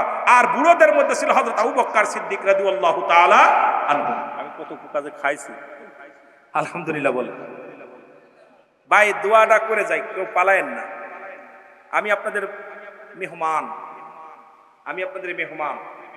সুতরাং কথা বললে অনেক কথা বলা যায়। ভাই দাওয়াত দিছে আমার ভাই। বিশেষ করে আমি আপনাদেরকে একটা কথা বলি, সেটা হলো আলেম কোনো মুখ্য বিষয় না, মুখ্য বিষয় হলো আমার আল্লাহ। মাকসুদ কে? আরো যারা বলেন কে? আল্লাহ। কোনো পীর কোনো মাকসুদ নয়, কোনো নেতা কোনো মাকসুদ নয়, মাকসুদ কে? আল্লাহ। এদিকে যেন খেয়াল থাকে। পৃথিবীর মধ্যে অসংখ্য মানুষ বাতাসের উপরে ভাসবে, পানির উপর দিয়ে ভাসবে, বাতাসের উপর দিয়ে চলবে, নামাজ তারা পড়বে না, তারা কাফের, নিঃসন্দেহে তারা কাফের। যেন বলেন ঠিক কিনা? এরা কি জমিনে আমার নবী আসেন নাই, এত দাম মাটির নাই। মক্কা মদিনা এক খন্ড পাথর আছে, যাতে চুমা দিলে গুনাহ মাফ হয়ে যায়। বাংলাদেশের পাথরের মধ্যে চুমা দিলে প্রস্রাবের গন্ধ পাওয়া যায়। জোরে জোরে চিল্লায় বলেন ঠিক কিনা? পাথরে পাথরে বেশ কম, মাটিতে মাটিতে বেশ কম, কিন্তু কোরআনের খাতির আজকে জায়গার বড় দাম গো। রিয়াজুল জান্নাহ বেহেশতের বাগান, আগে বেহেশত তারপরে বাগান।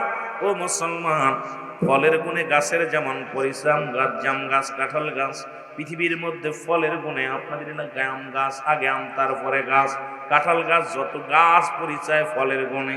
আজকে জান্নাতের বাগান, রিয়াজুল জান্নাত বেহেশতের বাগান, এই বাগানটা হলো আগে হলো মুসলমান জান্নাত, তারপরে বাগান। সুতরাং জান্নাতের বাগানে কোনো জাহান্নামী আসবে না। এই জন্য আমি ছোট্ট একটা আয়াত দিয়ে শুরু করলাম। আল্লাহ বলেন বিসমিল্লাহির রহমানির রহিম উ'ইদ্দাত লিল মুমিনিন। আল্লাহ বলে মুমিনদের জন্য, মুত্তাকিনদের জন্য আমি আল্লাহ একটা নয়, দুটি নয়, 7, 7টা, 8টা জান্নাত। ও মুসলমান, আমার রব্ব কারীম, আমার রব্ব কারীম ডাক দে কয় দুনিয়ার মানুষ শোনো, ইমানদারদের জন্য, মুমিনদের জন্য আমি আল্লাহ প্রস্তুতি করে রাখলাম 8টা জান্নাত। জোরে জোরে চিল্লায়া বলা যাবে না মারহাবা? আর একটু জোরে বলা যাবে না মারহাবা? এখন আমার বিধান যারা মানবে না, আমার কথা যারা শুনবে না, আমার দিনের পথে যারা চলবে না, আমি আল্লাহ তাদের জন্য একটা প্রস্তুতি করে রাখলাম। জোরে বলেন বিসমিল্লাহির রহমানির রহিম উ'ইদ্দাত লিল কাফিরিন। আল্লাহ বলে কাফের, মুশরিক, মুনাফিকদের জন্য এই পৃথিবীর মধ্যে আমি রেখে দিলাম আর একটা জায়গা, যেটা হলো প্রস্তুতি করে রাখলাম 7টা জাহান্নাম। 2টা জায়গা। ইমানদারদের জন্য একটা জায়গা আল্লাহ রাখছে প্রস্তুতি করে, 8টা জান্নাত। মুনাফিক কাফেরদের জন্য প্রস্তুতি করে রাখছে 7টা জাহান্নাম। এখন আমরা কোথায় যেতে রাজি? কে কে জাহান্নামে যাবেন হাত তোলেন দি। এলাকার মানুষ তো বাসা বুঝে গেছে, চালাক আছে। আমি মনে করলাম বুঝবে না, এই ফাঁকি দেওয়া যাইব। এখন দেখ কথা সব বোঝে, কথা বুঝেন। একবার সেই একটু আগে আগে বসেন, আপনারা সবাই একটু আগে আগে বসেন, ভাইদের বসতে দেন একটু, আর সবাই একটু মহব্বতের সাথে জিকির করেন লা ইলাহা,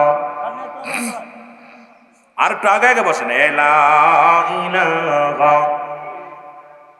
বাইয়ান মগার মনের বেদনা একা বুঝাইলে কেউ বোঝে না, বল আমগার একা বুঝাইলে কেউ বোঝে না, আইরে শোনাইলে কেউ শোনে না, বল শোনাইলে কেউ শোনেন না, শোনেন সাহে মদিনা লা ইলাহা। মারহাবা জোরে লা ইলাহা, আর জোরে লা ইলাহা, জবান খুলে লা ইলাহা, লা ইলাহা মুহাম্মাদুর। ওরে নবীজি আমার জানের জান, নবীজি আমার প্রাণের প্রাণ, বল নবীজি আমার জানের জান, বল নবীজি আমার প্রাণের প্রাণ। আইরে নবীজি কি ছাড়া এই গোলামের, নবীজি কি ছাড়া এই আশিকের কিছু ভালো লাগে না, লা ইলাহা।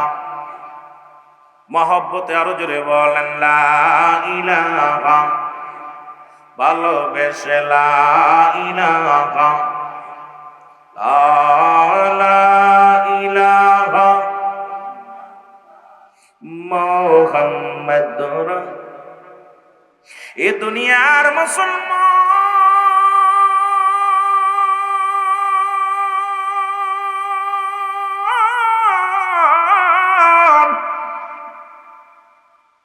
এই কুরআনুল কারীমের মধ্যে কোনো ভুল নাই, আসেনি রে মুসলমান?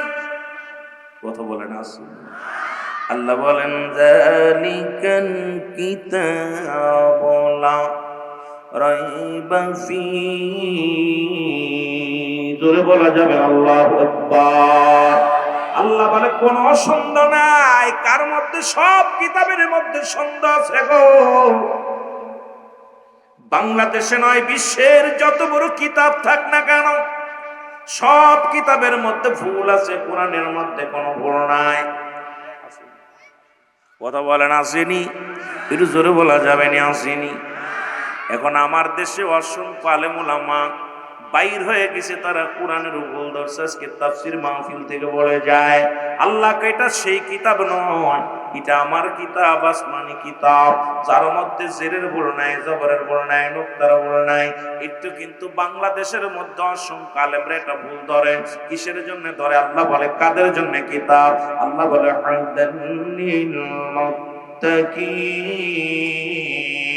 একমাত্র হেদায়েত প্রাপ্ত বান্দাদের জন্য এই কিতাবটা।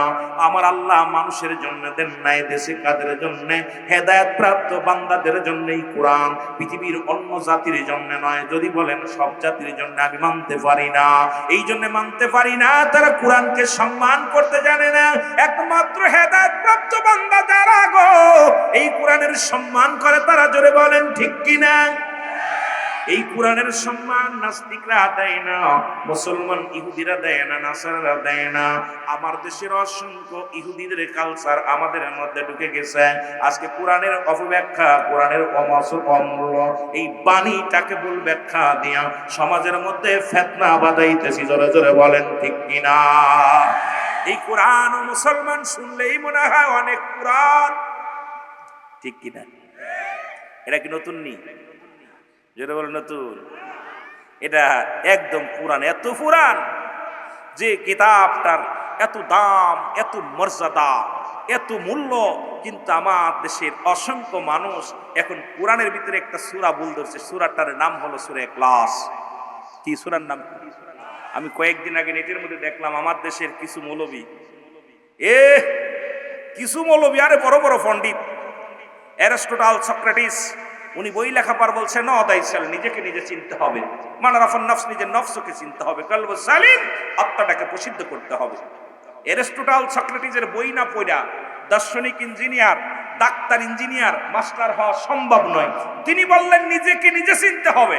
কিন্তু আমার দেশের মৌলবীরা কোরআনকে রিসার্চ করতে যাইয়া অনেকে বলছে কোরআনের মধ্যে ভুল আছে। আবার সবচেয়ে ছোট্ট একটা সূরা, যেটা আমার বাংলাদেশের মানুষ এই সূরাটা মুখস্থ বেশিরভাগ আপনাদের ইমাম সাহেব হুজুর প্রতিউক্ত যখন সূরা ফাতিহা পড়ে, মাগরিবের উক্ত, ইশার উক্ত, ফজর উক্ত, যখন জোরে এই সূরাটা জাহির সূরা হিসেবে যখন পড়ে, পিছন থেকে অনেক মুসল্লিরা মুখস্থ করে ফেলে। জোরে বলেন ঠিক কিনা? সূরা ইখলাস, সূরা নাস, সূরা ফালাক, এরপরে সূরা কাউসার, এই ছোট্ট ছোট্ট যে সূরাগুলো অধিকাংশ সময়, কারণ ইমাম সাহেবরা যখন পাঠ করে দেখবেন মুসল্লিরা শুনতে শুনতে এটা মুখস্থ হয়ে যায়। এখন আমার দেশের অসংখ্য উলামা ইকরাম মুসলমানদের ইহুদিদের দালাল। কারণ ইহুদি খ্রিস্টানদের চক্রান্ত আপনারা শুনলে খুশি হবেন কি বেজার হবেন জানি না। ঢাকা শহরে 10 বছর ইমামতি করছে, কিন্তু সে একজন খোঁজ নিয়ে দেখা গেছে সে ইহুদি, সে মুসলমান নয়। সে মুসলমানদেরকে ধোঁকা দিয়ে ইসলামটাকে, কোরআনটাকে অবব্যাখ্যা করে অসংখ্য মানুষ ইহুদিদের পথে নিয়ে গেছে। জোরে বলেন নাউজুবিল্লাহ, আরো জোরে বলেন। তাহলে এই কোরআনটাকে আজকে যারা আমরা রাহাবার, কোরআনের ধারক বাহক, কারণ কোরআনের পথে যুগে যুগে যুগে যুগে কোরআনের পর আঘাত আনছে, হাফেজ সাহেবদের উপর আঘাত আনছে। কারণ এই কোরআনটা যদি ধুলের সাত করে দেওয়া যায়, শেষ করে দেওয়া যায়, তাহলে দেখবেন এই যুগের মানুষগুলো তারা হয়ে যাবে, অন্ধ হয়ে যাবে, তারা বোকা হয়ে যাবে। তাদেরকে যেটা বলবেন এটাই তারা বুঝবে।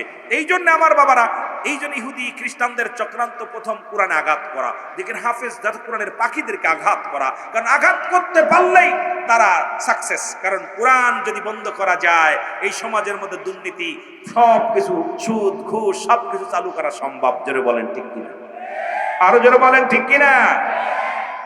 আমার ভাইরা, আমার বন্ধুরা, আমার আল্লাহ বলেন, আমার সাথে বলেন বিসমিল্লাহির রাহমানির রাহিম। কুল হুয়াল্লাহু আহাদ, আল্লাহুস সামাদ, লাম ইয়ালিদ ওয়া লাম ইউলাদ ওয়া লাম ইয়াকুল লাহু কুফুয়ান আহাদ। আল্লাহ ডাকতে বলে হাবিব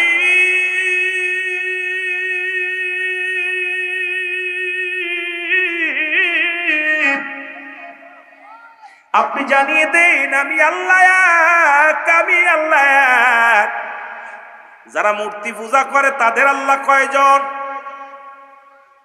কথা কয় না, রাগ করবেন না, জোরে জোরে বলবেন তাদের আল্লাহ কয়জন? যারা গাছ পূজা করে তাদের আল্লাহ কয়জন? যারা মুসলমান কবর পূজা করে তাদের আল্লাহ কয়জন? যারা দুনিয়ার মধ্যে দরগা পূজা করে তাদের আল্লাহ কয়জন? এই পৃথিবীর মধ্যে একের অধিক আল্লাহ বানাইয়া তৎকালীন জামানার মধ্যে যারা খোদা ব্যতীত বহু খোদার ইবাদত করত তাদের মানুষেরা, সেই সমস্ত মানুষেরা শুরু করছে কোরআনটাকে আজকে শেষ করে দেওয়ার জন্য। আল্লাহ বলে হাবিব জানায়া দাও, জানায়া দাও আমি আল্লাহ এক, কাউকে আমি জন্ম দিই নাই, কারো থেকে জন্ম নেই নাই। এটা দ্বারাও আবার আমার আপনি শুনতে পাইলাম এলাকার মধ্যে, ওরে মুসলমান শোনো গো, আমার এক আলেম ভাই বললেন হুজুর, ও হুজুর মিলাদুন নবী নিয়েও কিছু কথা বলতে হয়, তবে আমাকে একটা সাবজেক্ট দিয়েছে আপনাদের সভাপতি সাহেব, শানে কারবালা, আমি আলোচনায় যেতে হবে ওদিকে, সুতরাং এদিকে আমার লম্বা আলোচনা বাড়ানো যাবে না। যেটা বলতেছিলাম, আল্লাহ বলে আমি আল্লাহ এক, আমি আল্লাহ এক, আমি কাউকে জন্ম দিই নাই, কারো থেকে জন্ম নেই নাই। আসমান জমিনের মধ্যে আমার সমতুল্য সমকক্ষ আর কেউ নয়, সারা পৃথিবী আমার মুখাফেক্ষে আমি কারোর নয়। এখন মুসলমান আল্লাহর আব্বা মার নাম কি? বেশি যাবো নদীকে, যেহেতু ভাই আমার একটু আফসোস করে, আমার এক ভাই বলতেছিল ভাই একটু টাচ দিবেন, এক হুজুর বলছে এটা কিতাবে নাই, এটা কিতাবে নাই।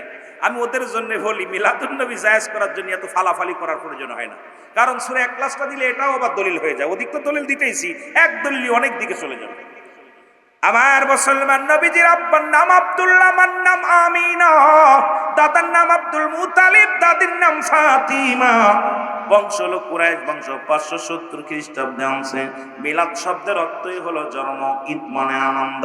সুতরাং এই দিন অমান্য করার কি আছে রে বাবা? কারণ আমার আল্লাহর বাপ নাই, মা নাই, দাদা নাই। পৃথিবীর মধ্যে যে আলেমরা বলবে মিলাদ মানি না, তার বাড়ির গরুটারও মিলাদ আছে, ওর বাড়ির পশুটারও মিলাদ আছে, কারণ জন্ম নিছে। জোরে জোরে চিল্লায় বলেন ঠিক কিনা? এটা নিয়ে তো বাড়াবাড়ির প্রয়োজন মনে করি না, এটা নিয়ে আমি সাবজেক্ট, এটা আমার না, তবু টাচ দিয়ে যাই। মিলাদুন নবী, মিলাদ, মিলাদুন নবী, কথা বুঝেননি? ঈদে, ঈদ মানে আনন্দ, মিলাদ মানে জন্ম বৃত্তান্ত, নবীজির আগমন। এটা তো বেজার হওয়ার কোনো কারণ নাই। আজকে আপনাদের মাহফিলটা হচ্ছে বেজার হওয়ার, খুশি না বেজার? তা নবীজি আসছে, আপনারা খুশি না বেজার?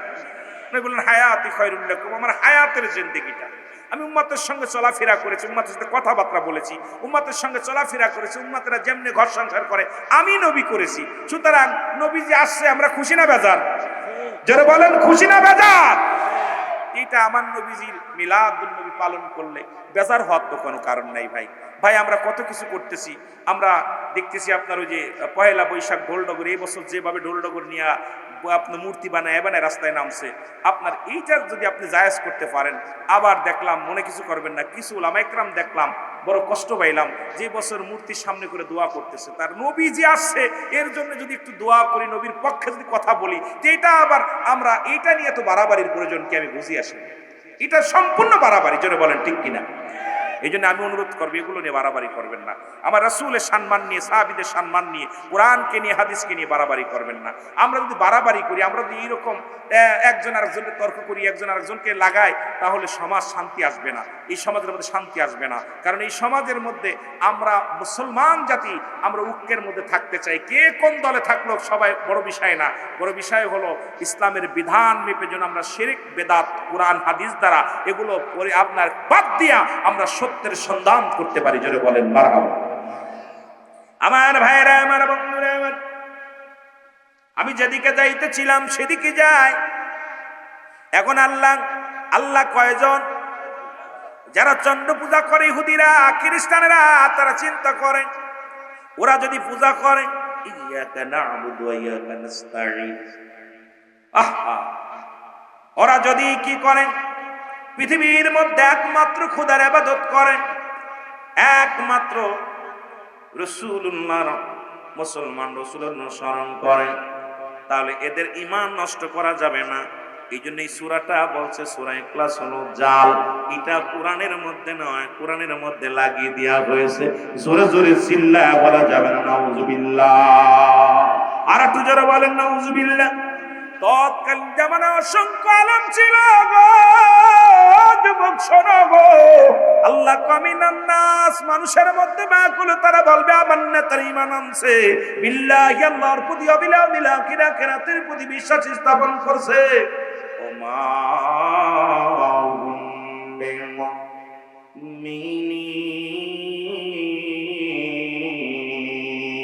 আল্লাহ বলে, হাবিব আপনার কদমের মধ্যে একদল মানুষ যাবে গো, তারা বলবে ইমানদার, তারা মুমিন বলবে, মুত্তাকিন বলবে। আসলে তারা নবীর ধোঁকা দেওয়ার জন্য এসেছিল, আসলে তারা মুমিন নয়, মুত্তাকিন নয়। জোরে বলেন ঠিক কিনা? আসলে ধোঁকাবাজ, আসলে তারা মানুষকে ক্ষতির জন্য এই দুনিয়ার মধ্যে লিবাস লাগাইছে। ইসলাম ধর্মটাকে বিভ্রান্তি করার অধিকার আপনাকে কেউ দেই নাই। এ যুবক বন্ধুরা, দিলের কান্ডা লাগা শোনো গো,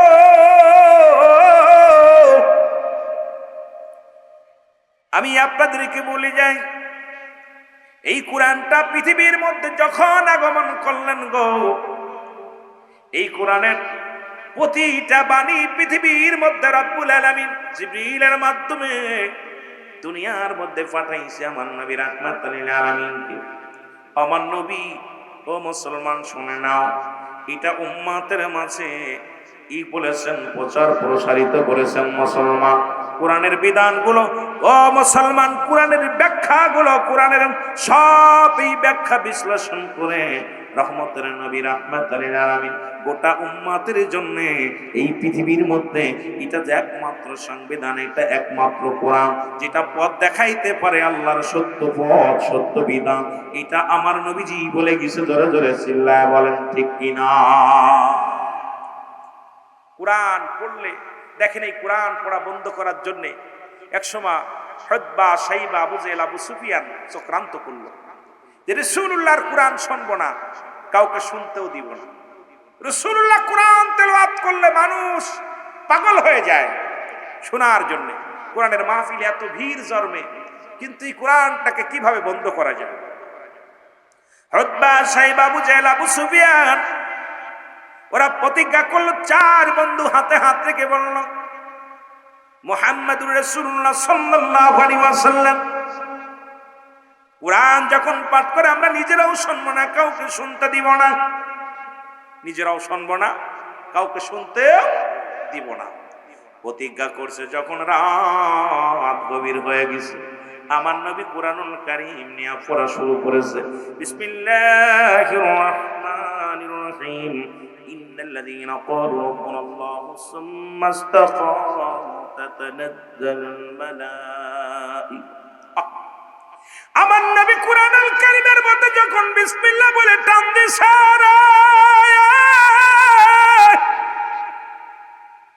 এর আকাশের রহমত যেন জমিনের মধ্যে আগমন করেছে গো।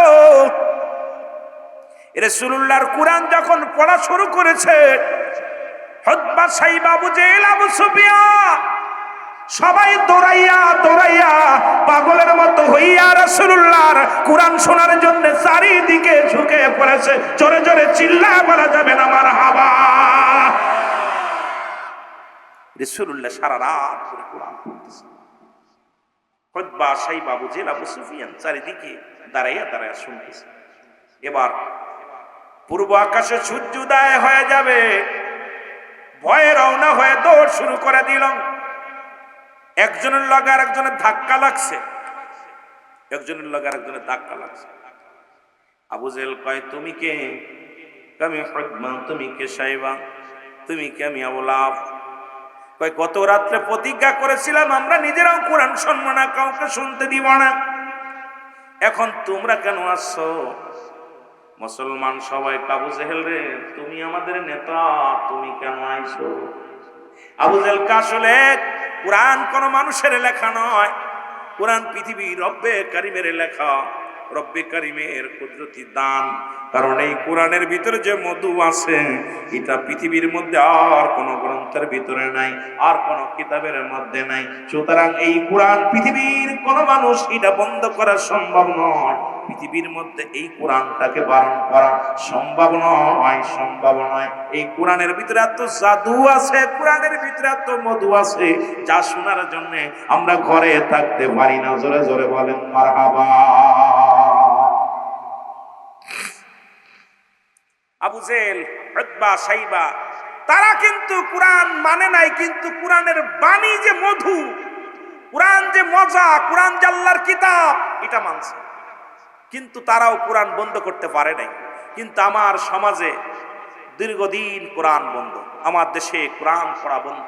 দুঃখ লাগে, কোরআনের মাহফিল বন্ধ। বড় কষ্ট হয় যে কোরআনের কথা শুনলেই। আর এটাও বন্ধ হওয়ার পিছনে একটা কারণ আমি খুঁজে পেয়েছি। আজকে আমরা মাহফিলের ময়দানে আমরা আওয়াজ তুলি, কোরআনের ভুল ব্যাখ্যা, ভুল বিশ্লেষণ দিয়া সমাজটাকে নষ্ট করতেছি। কোরআন তো কারোর জন্যে হট্টগোল করার জন্য কোরআন পাঠান নাই, সমাধানের জন্য পাঠিয়েছে। জোরে বলেন ঠিক কিনা? আরো জোরে বলেন ঠিক কিনা? খুঁজে পাইলাম, আমার জ্ঞান দ্বারা আমি যেটা পাইলাম, যেই কোরআন যদি সঠিকভাবে আপনাদের মাঝে তেলাওয়াত করা, সঠিকভাবে এর আলোচনা করা যায়, হট্টগোল হবে না, শান্তি শান্তি সবার জন্য, নাস্তিকদের জন্য, ইহুদিদের, খ্রিস্টান সবাই শুনবে। হেদায়েতের মালিক পৃথিবীর কেউ নাই, হেদায়েতের মালিক আমার আল্লাহ। জোরে বলেন ঠিক কিনা? হেদায়েতের মালিক নবীজিও না, হেদায়েতের মালিক নবীজিও না, হেদায়েতের মালিক কোন পীর সাহেব না, হেদায়েতের মালিক কোন আমির সাহেব না, হেদায়েতের মালিক কোন আমির নয়, কোন মৌলানা নয়, কোন মুফতি নয়, হেদায়েতের মালিক স্বয়ং আল্লাহ। জোরে বলেন ঠিক কিনা? আমাকে দায়িত্ব দিয়েছে বলার, আমি যদি সঠিকভাবে বলতে পারি, মানা না মানা এটা আল্লাহ আপনার কপালে লিখলে হবে, না হলে হবে না। কিন্তু আমি যেটা ভুল ব্যাখ্যা দিয়ে সমাজটাকে নষ্ট করার অধিকার আপনাকে দেওয়া হয় নাই। জোরে বলেন ঠিক কিনা? আরো জোরে বলেন ঠিক কিনা? মহব্বতের সঙ্গে দুরূদ শরীফ পড়েন। আল্লাহুম্মা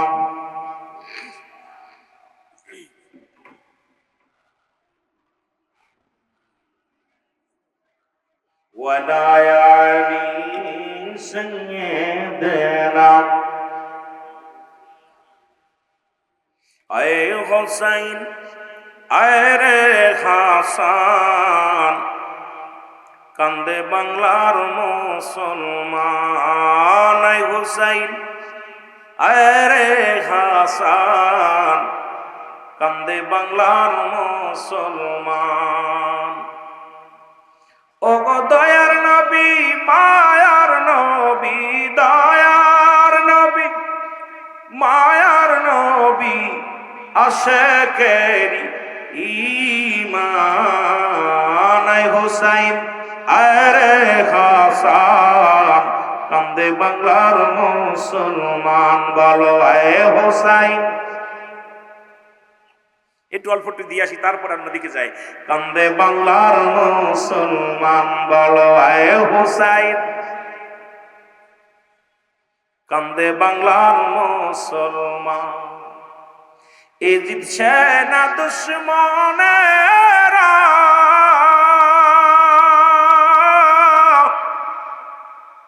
ইসলামকে করিতে কানা। এ জিতছে না দুশ্মনেরা, ইসলামকে করিতে ফানা। কত দিল কষ্ট সেদিন, কত দিল কষ্ট সেদিন, কারবালার ময়দান। আয় হুসাইন আয় রে হাসান, কান্দে বাংলার মুসলমান। আল্লাহুম্মা সাল্লি।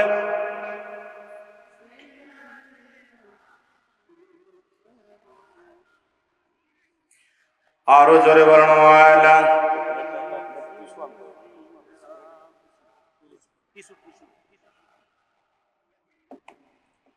এ মুসলমান, ইসলামের ধারক বা আল হাসান আল হুসাইন জান্নাতের দুটি ফুটন্ত গোলাপ। যেহেতু আমাকে বলছে হুসাইনের আলোচনা, শুহাদায়ে কারবালার আলোচনা করতে, সময় পেলে আমি বাস্তববাদী বক্তা, বাস্তবটাকে নিয়ে বর্তমান প্রেক্ষাপট নিয়ে আলোচনা করবো। একটু আগায় যায়, তারপরে আমরা ফিরে আসি। আল হাসান আল হুসাইন জান্নাতের দুটি ফুটন্ত গোলাপ। রসুল বলছে, হাসান হুসাইন আমার। আমি নবী হাসান হুসাইনের ওই মহরমের 1 তারিখে, মুসলমান 1 তারিখ থেকে 30 তারিখ পর্যন্ত আল হাসান আর হুসাইনের মহব্বতের ফয়েজ অরিদ হয়। এই একটা মাস হাসান হুসাইন, ও যুবক বন্ধুরা শোনো, যারা যুবক মানুষ আছে শুনে নাও, খাতুনে জান্নাত মা ফাতেমাতুজ জোহরা হবে মহিলাদের সরদারিনী, আল হাসান হুসাইন হবে যুবকদের সরদার।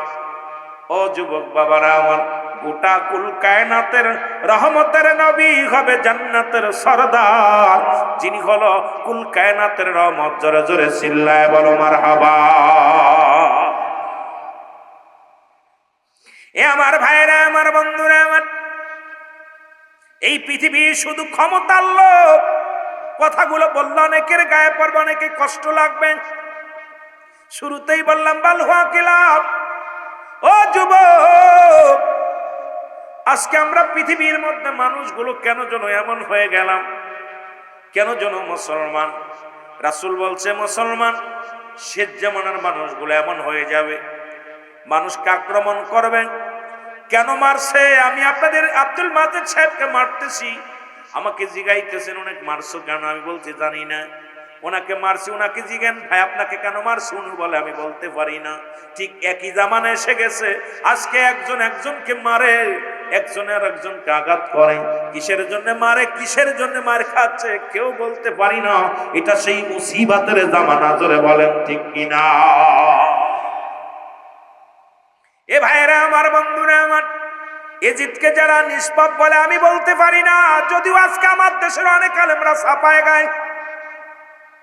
তৎকালীন রাসূলুল্লাহ বলেন আমার ইন্তেকালের, ও মুসলমান শোনো, আমার ইন্তেকালের পর আল হাসান হুসাইন দুজন এই দুনিয়ার মধ্যে খলিফা হবে, এই ইসলামের ধারক বাহক হবে। রাসূলুল্লাহ বলে গেলেন আমার বাবারা আমার, এই এজিদের মুসলমান আমিরে মুআবিয়া, উনি দুনিয়া তখন আল্লাহর নবীজি বিদায় হওয়ার পর, রাসূলুল্লাহ বিদায় হয়ে গেলেন, মুসলমান মা ফাতেমা বিদায় হয়ে গেলেন, 4 খলিফা বিদায়, 4 খলিফা বিদায় হয়ে গেল। আসলে আমিরে মুআবিয়ার জামানা, উনি তখন ক্ষমতা চালান, তখন রাজ্য চালান। এই রাষ্ট্র পরিচালনার দায়িত্ব আমিরে মুআবিয়ার উপর আসে। আমিরে মুআবিয়ার এক ছেলে হয়, ছেলের নাম হলো মাস্টার এজিদ। এজিদকে মুআবিয়া ডাকতে বলে বাবা শোনো, আমার রাসূলুল্লাহ বলছে আমার ওফাতের পরে, মুসলমান শুনে নাও, 30 বছর পরে, আমার ওফাতের পরে মুসলমান এই রাষ্ট্র পরিচালনা করবে আমার নাতি আল হাসান আল হুসাইন। এজিদ কয় বাবা আমি যেহেতু আমাদের দেশে যেমন রেওয়াজ, আব্বা মা মন্ত্রী ছিল, এখন আমাদেরও মন্ত্রী হতে হবে। বুড়া বয়সে আজকে বুড়া হয়ে খঞ্জুর হয়ে গেছে, এই ক্ষমতার জন্য এত পাগল, কারণ আর কেউ নিতে পারবে না, ক্ষমতা আমাদেরই থাকা লাগবে। জোরে বলেন ঠিক কিনা? কি অবস্থা, অবস্থা মাঝে মাঝে খুব খারাপ লাগে, চিন্তা করি কি শুরু হলো। আমার ভাইরা, আমার বন্ধুরা আমার, আমিরে মুআবিয়া ডাকতে বলে বাবা ইয়াজিদ,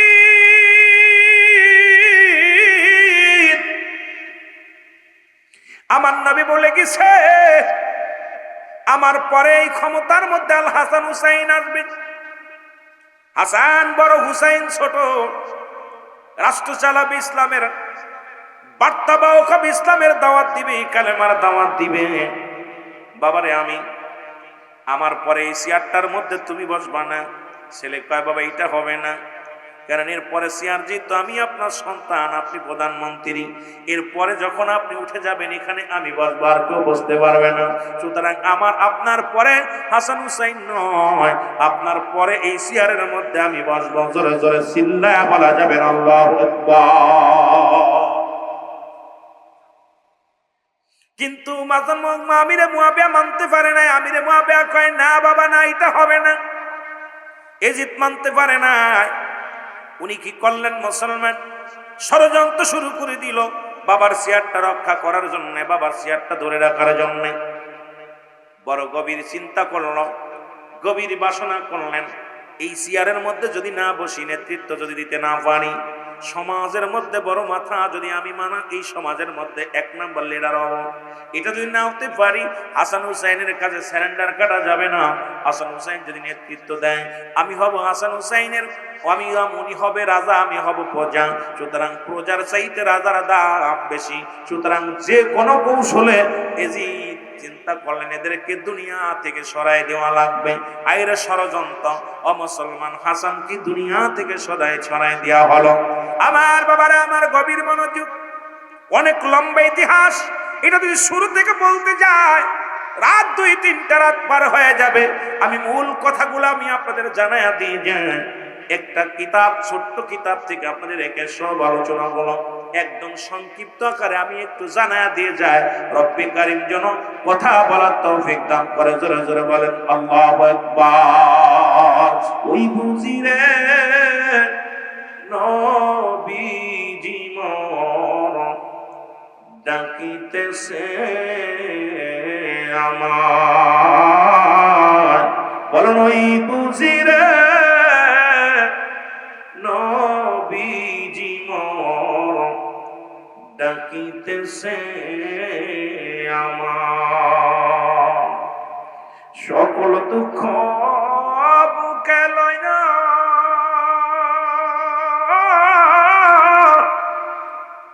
উম্মত নিলে বুকেটাই না,